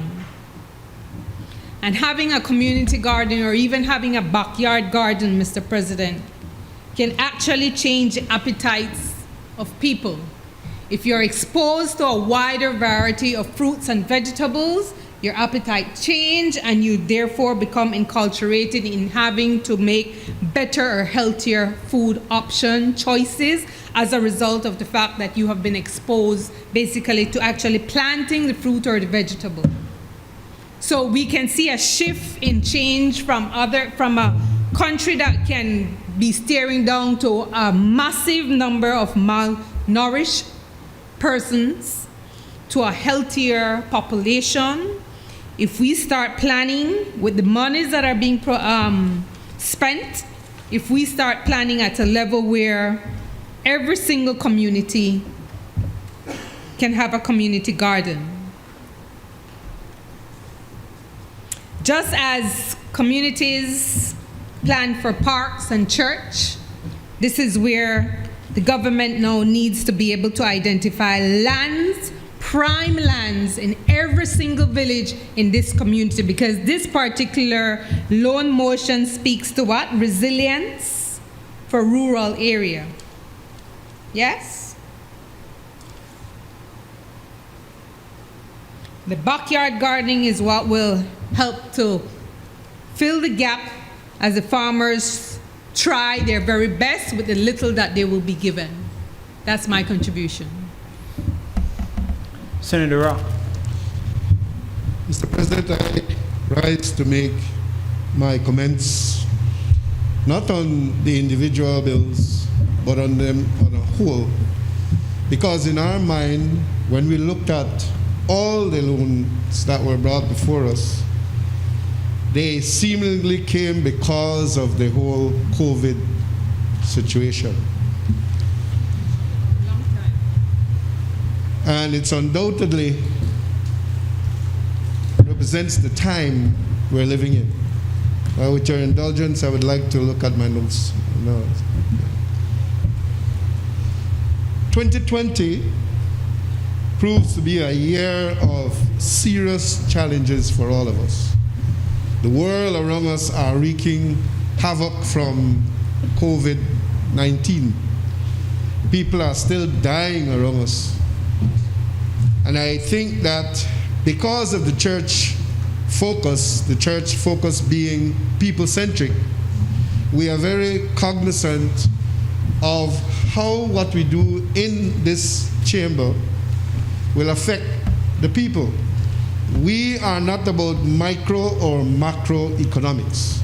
All we hope for is that the leaders of our country will make sure the people are taken care of. That's our main focus. There is no doubt that despite the few cases we have had, in Belize, it has had great impact on our people, even though it is small. And yesterday when I was sitting down and listening to the report coming out of Quintana Roo, I learned that 5 more people died there yesterday. And so the whole issue of this pandemic, while it's not here, the opening of the airport will certainly prove that it will come to Belize. Focus has to be made on what can be done to further improve our health system, because this is where the crux of the matter really is. Because we're talking of a pandemic, it is our hope that the health system will be bolstered, there will be more facility put in place, so that if there's a second wave of COVID to hit Belize, that the health services will be prepared. We're hearing that all around us, that the places like Guatemala and Mexico, their health system is falling apart. And though we have only had small groups of people here that has gotten sick and a few fatalities, of which we want to still express our condolences to those families who lost their loved one.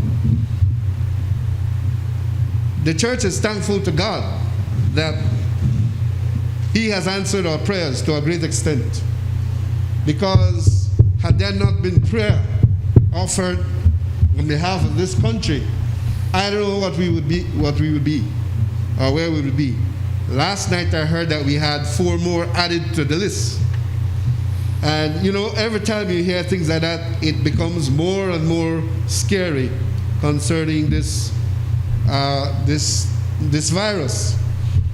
Kudos must be given to the Oversight Committee and the Director of Health Services and all those frontline workers who has helped to curb some of the possible results, bad results that we could have had.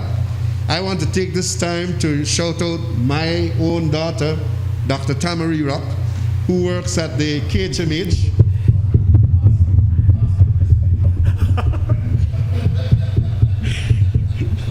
Who has been doing a tremendous job in helping our Belizean people. And I tell you what, many nights when she come home, we have to get her, stay at the door, take off her thing there before coming inside. So I want to say shout out to her and to say how much we encourage what she's doing. However, we are cognizant of the fact that COVID-19 is here, and we don't know how long it's going to be here. How prepared we are is definitely in the hands of our medical people and the Ministry of Health. We want to encourage them. As a church, we want to encourage them to continue to do what they're doing to safeguard our Belizean people. How prepared are we for the second or third wave? I'm not sure. We are not sure. But we are hoping that if these monies that will be used or borrowed can be used to do something to bolster our health services, since they obviously comes under the guise of the COVID loan motions, that it will be wise then for the leaders of government to make sure that that is the case, that some of it is definitely used to bolster the health system. I believe that people will find food one way or the other, because one of the things I have been privileged to see is the very expression of love that comes from the business sector, that has come from around the country, that has supported I work in communities where there are very poor people, and I've seen where they've been walking back and forth with bags of grocery. So sometimes I think that the responsibility is not only rest on the shoulders of the government, but also on those who can help the community. And I want to say kudos to them, because they have been successful in helping some of the poorer class of people in our society. Many has lost jobs. And it's obvious that in itself creates frustration. And we must give kudos to who kudos belongs. And I think that there were some very admirable programs put in place to make sure that people, even though we want to criticize that there are only small bags of beans and rice, they still got something. And I think that's the spirit. Not to leave people in a time of hardship, not to leave them on the side. And let me tell you, I work in environments where I listen to people talk. And there was this one lady that I heard. She got a bag of grocery. And she said they gave her, in the bag, they gave her, what they gave her? Steel wool. And she's saying, well, what will I do with steel? Why didn't they give me something else? Be grateful that you got steel wool to wash your pot after you're done cook. Then there was another one, the lady, she got pork and beef in the baggage that she has. And she said, I don't know why they gave me pork and beef, they could have given me chicken. You know, somehow as a Belizean people, we need to learn to be a little more grateful. And we need to say thank you for the things that we're getting. Because really, they don't have to give you. Right? They can say, go and fight for it yourself. But they have said, here, this is to help you. In closing, I am really hoping, and we are really hoping that many who have lost jobs, many who are in a bad situation will get the opportunity to learn entrepreneurship. And this new normal would have changed, certainly will change the landscape of Belize. It will change the whole behavior of Belizeans. And so what is expected then that we will need to learn to adapt to these new changes. Our people are always saying, we are always saying that our people are our most valuable resource. But if they keep dying from COVID, then you know, it doesn't speak much to what we are trying to do to bring about help. I was listening to somebody giving a live presentation the other day, and they were talking about agriculture being the way forward. That if we could do good agriculture, we may even be able to use that to pay off some of our loans. I think that this is a good way to go, because agriculture at this time is certainly one of the most viable options, since that tourism and all the other industries may not be as resourceful as possible. So that the fact that the loans are geared towards agriculture, I think that is a good move. But I think we need to do it even on a greater form, because it will have to be the way to go. Our country have great vast amount of land. And there are islands out there in the Caribbean that don't have no food. If we can produce food large enough, we can sell it to our Caribbean brothers. And certainly not only sell them our food, but eventually use the money that we make from that to pay some of our loans. So that's a challenge that I think that is before us. And as we think of these loans, that they will be used in that manner. First of all, to make sure that our medical service is well propped up, and then certainly to make sure that our people get involved in entrepreneurship. Like the Senator Bennett mentioned, that they get involved in making sure they produce their own food, right? I think that's a good move. We are in this together. And this morning when I listened to the debate, I didn't like too much to fight. Because we're in this together. We need to stop.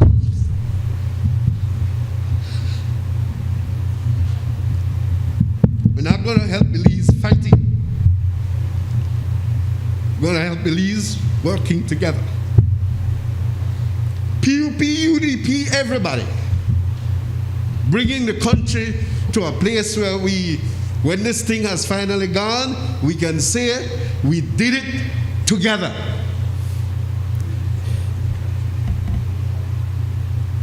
It's about looking forward, working together. I thank you, Mr. Chair. Dr. Zabini? Senator Zabini, sorry. Thank you, President. And thank you, Senator Rock, for your emotional comments. Thank you very much. Mr. President, with regards to this last motion that we're discussing now, I just had a couple questions. I'll be very brief. Maybe someone from the government side could help us. So, for example, if you have someone, let's say from Hope Creek, I know Mr. Coleman there who is starting off his coconut business and he is now battling coconut water, but might need assistance with marketing. Who does he get in touch with? How soon will this program start? Is there an application process, etc., right?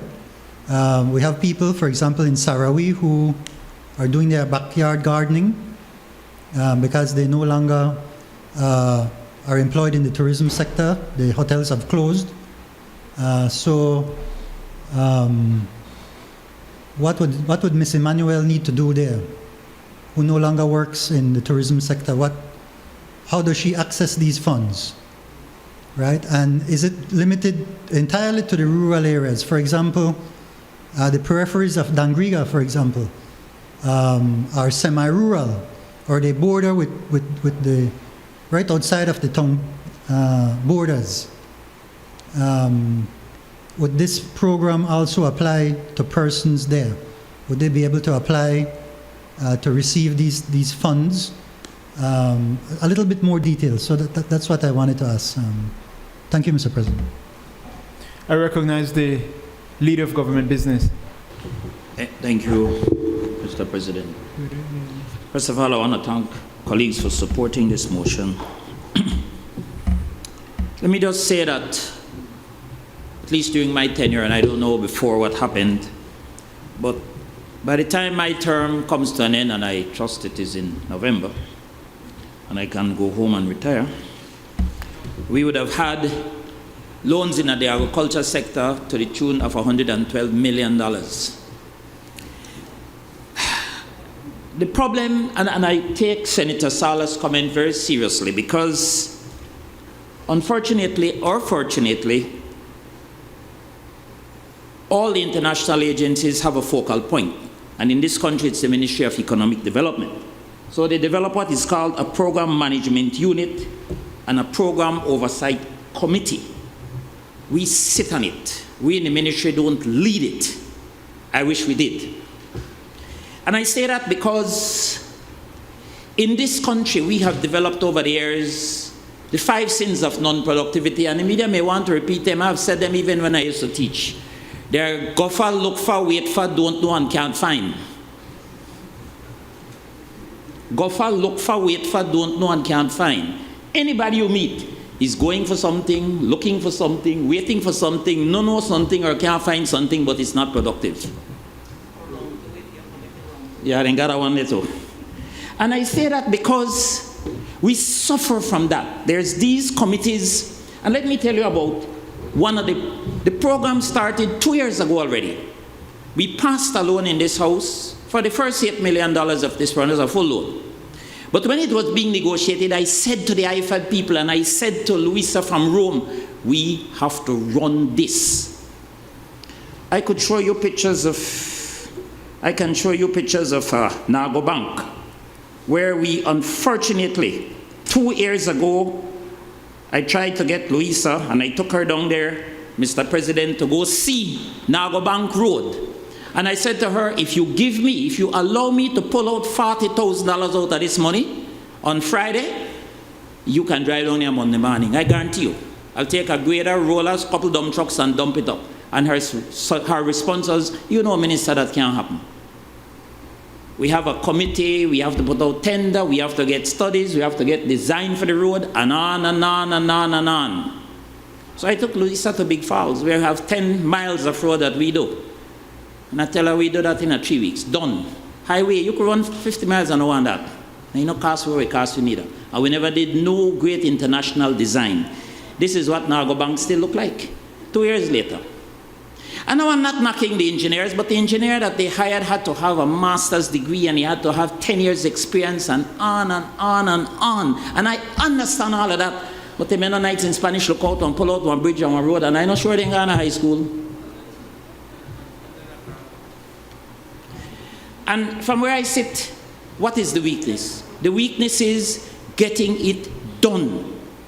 When I first came back from school, well, not when I first came, but when we first got our independence, I said to the first Prime Minister, Right Honorable George Price, in every ministry, we need a ministry of implementation, a ministry of get it done. And he said to me, oh, Godwin, but you have a structure, man. I said it to the Right Honorable Manuel Esquivel. I said it to the Honorable Said Musa, and I said it to the Honorable Dean Barrow. So when I became the Minister of Labor, I insisted I needed a liaison officer. Because how on earth as I, the minister who sits in every meeting, which is all day, will ever get it done when people come? So you have to have somebody who will do that. And then you could check on him 4:30 the next morning, you may get it done, you may make the phone call, you may so, and riding. Because here, if we no push, nothing happen. And sometimes you push your battery done, the next week will not start, and then dead, and 2 you got dead battery. So you have to push, or you have to have a whip or something to get it done. Because we don't have a culture to get it done. That's why the Israelis, the Japanese, and the Germans are where they are, because they have a culture to get it done. Now, I will say this. I got Mr. Zuniga in my first ministry. I got it done. I went to Natural Resources, I got Mr. Alex. And listen, I got it done. And now I use Mr. Bellarmino Esquivel to try to get it done. So let me tell you what get it done means. Under this program, the farmers in Valley of Peace had no water. Crisis. The media went out there. I was kind of a little disappointed they called the media before they called me, but my team knew. So I went out there, and they have a lovely canal. And they have a lagoon, which is a stone's throw away from the canal, with a little inlet from canal from the lagoon. Then you come to their little road, then their canal. But no water in their canal that they can pump from. No water. So I said, so why is this a problem? Why is this a problem? This is a two-second solution. I said to my team, come on, all of you go down there. Let's get what they call a Cajun baler. It's a high-volume, low-pressure pump. You stick it behind a tractor, PTO 540 or 1,000 RPM, depends. Drop it in the lagoon and pump right over the road with a hose into the canal. Full of canal, they could pump from there with their little pumps, because all of them have a little pump. Problem solved. Could we get it done by tomorrow? My guys come up, they say, well, we can find this Cajun baler. I say, make one. It's easy to make. Hey, well, they try to up in overnight if you're really serious. So they got the Mennonites in shipyard to make one. And then they come and they tell me, well, the problem is the tractor. Because the Mennonites said that the tractor, they need a tractor with 1,000 RPM and they only got 540. I said, well, most tractors come with 540 and 1,000 RPM. Small spline and big spline. You shove it wrong and you have a different RPM. Anybody what they say know that, especially if you do agriculture. Turn it wrong, tow it, carry it there, put the damn thing and pump the water and fill the canal and done. So that when I go back there after tomorrow, I see the canal full. And the farmers go pump from it. That's to mitigate the drought, because the vegetable may be dead. So we got that done. Thank God. My guys are good, you know, they cut and we drive them and get it done. I see in this rural development thing, and of course there's a lovely office at Chogongs that we built from ministry funds, but we don't run the program. There's a manager, his name is Mr. Learn Solis. Your people can contact him. There's a whole staff. There is a project managing unit. He's been there almost 2 years. The sad thing I have is everybody is being paid, but I don't see these things with speed. And now I see a study to study the canal, to study it, to see how they can get the water there on a full-time basis. I thought that was studied, done, and done. That's the kind of problem I have with a lot of these things. I'm not suggesting hanky-panky at all. I'm just suggesting the bureaucracy. But it's not so much on our side, you know. It is to get the donor countries to understand that. I am now talking to the World Bank for the 25 million I spoke about, for the 8 million I spoke about. And on Thursday last week, we spent 6 hours, man. And you know what came back from World Bank, Senator Bennett? Oh, you have to have at least 40% women. I keep saying to Suleiman and them, we don't have 40% women in agriculture. The 9,000 farmers that we have not have 40% women. What are we to do? Manufacture them to meet your international criteria? And you have to have indigenous participation, and it has to be balanced. How is the earth you get that? I tell them this is not a country that have those issues that other countries have. This is a country where we have religious and racial harmony, not tolerance. So you don't have to make sure you reserve a little spot for the Mayan people and a little spot for the Garifuna people and a little spot for the Creole and a little. There are people that we not got any issues. When the Europeans were fighting over a church, when I was at University of Bradford, and Catholic and Anglicans can't go in the same church building, we used to use one building in Belmopan. Go in and shake hand and come out. Anybody that believes married anybody, and anybody, how you call it, AG, sweetheart? You don't worry about that. So please, man, when those conditions are put... Why did they ask you? When those conditions are put in the loan document and we have to go through hoops, how on earth are we going to progress? That is the problem. And so, yes, Senator Salas, thank you for support. Thank all you for support. I keep driving and calling and texting say sick and tired of me. But that is to try to get it done. Because while that grass they grow, they has to starve. And the people they wait and they get discouraged. So we took ministry funds, very limited ministry funds to help dump up this road for the people, and limited ministry funds to make the Cajun bail so they want to go out of water. But we already had a loan. We just not draw down on it because we studied to death. And I'm not suggesting anything is wrong with that, but if you want to know and see a good example, go to Shipyard, go to Spanish Lookout, go to Blue Creek, and see the people who not studied to death. And go to Big Falls, where there's some Indians who got that farm for me, and see how we do it. Come on. And we are put in that category. Dr. Senator Barnett knows this because she's been with these international. We are put in that category like many other countries, and we are not those countries. And a lot of the conditions are impossible to meet. And the tendering procedure, you buy some tire, but you have this tendering procedure which it dovetails with CARICOM's tendering procedure, which they not got. And then you have to go through hoops. And I understand all of that is to prevent graft and corruption, man, but some reasonable thing after that. I will close this out by saying thank you very much for supporting the motion, but I'll recommend going forward, because you see how long it is, 40 years. Get an agricultural czar in this country. Somebody who see it get done. And that way, who will pick up the phone like I do it and call the Guatemalan Minister of Agriculture and the Mexican Minister of Agriculture and say how we could get the cattle in there. And when we go get it, and fly to Mexico and see him, and carry the team of Baja, Senesica, everybody to meet, and let's start the details now, and let's come back and see how it happened, because it's in our interest to get it done. Not just send email and letter and wait for him answer. You write on every single day, call on every 5 minutes, and he's sick and tired of you. That's how you get things done. If you don't do that, you don't get nothing done. Thank you very much. I move the question.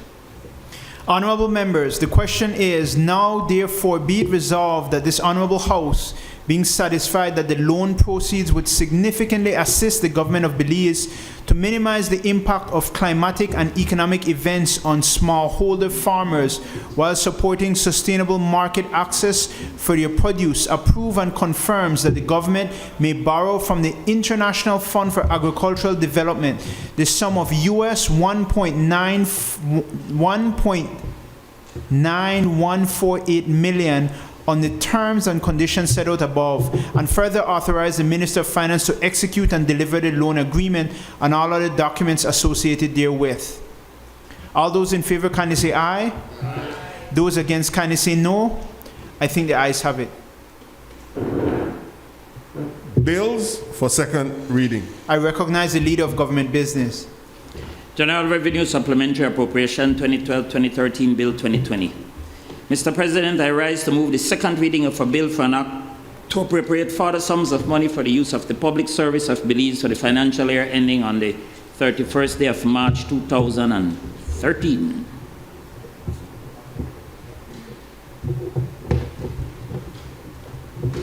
Honorable members, the question is that the bill for an act to appropriate further sums of money for the use of the public service of Belize for the financial year ending on the 31st day of March 2013 be read a second time. All those in favor, kindly say aye. Aye. Those against, kindly say no. I think the ayes have it. The bill for an act to appropriate further sums of money for the use of the public service of Belize for the financial year ending 31st day of March 2013. I recognize the Leader of Government Business. General Revenue Supplementary Appropriation 2020-2021 Bill of 2020. Mr. President, I rise to move the second reading of a bill for an act to appropriate further sums of money for the use of the public service of Belize for the financial year ending on the 31st day of March of 2021. Senator Lizarraga. Thank you, Mr. President. Mr. President, we've seen our first supplementary for this new budget period, and I just have a few comments on it. One, that grants, we continue to see huge amounts for grants. And while we had an approved estimate and we're seeing a 4.3, we've seen we expended 1.1 already million. We're asking for an additional 204,000. And I was just wondering what was the reason for that and what are these grants being used for? The other stuff is pretty much straightforward. It includes the $50 million for the unemployment relief program, some $5 million that is being requested for COVID equipment and supplies in the Ministry of Health.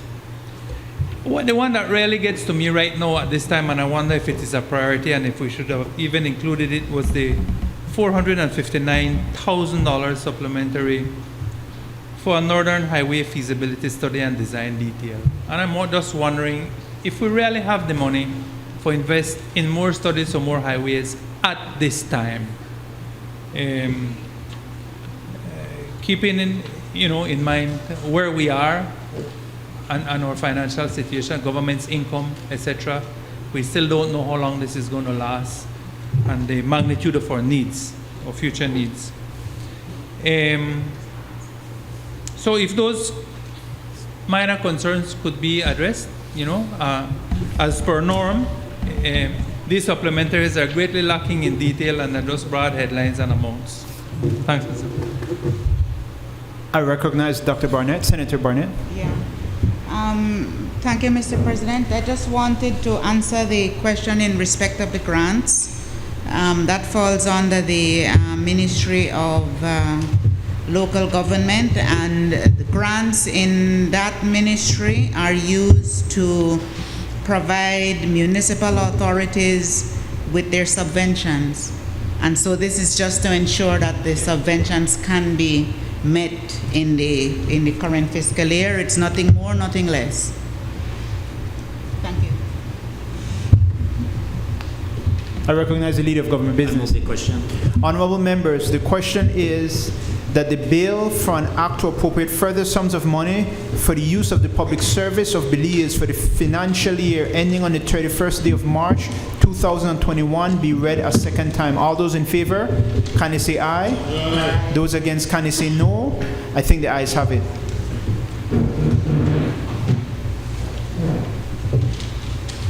The bill for an act to appropriate further sums of money for the use of the public service of Belize for the financial year ending 31st day of March 2021. Committee of the Whole Senate on Motion and Bills.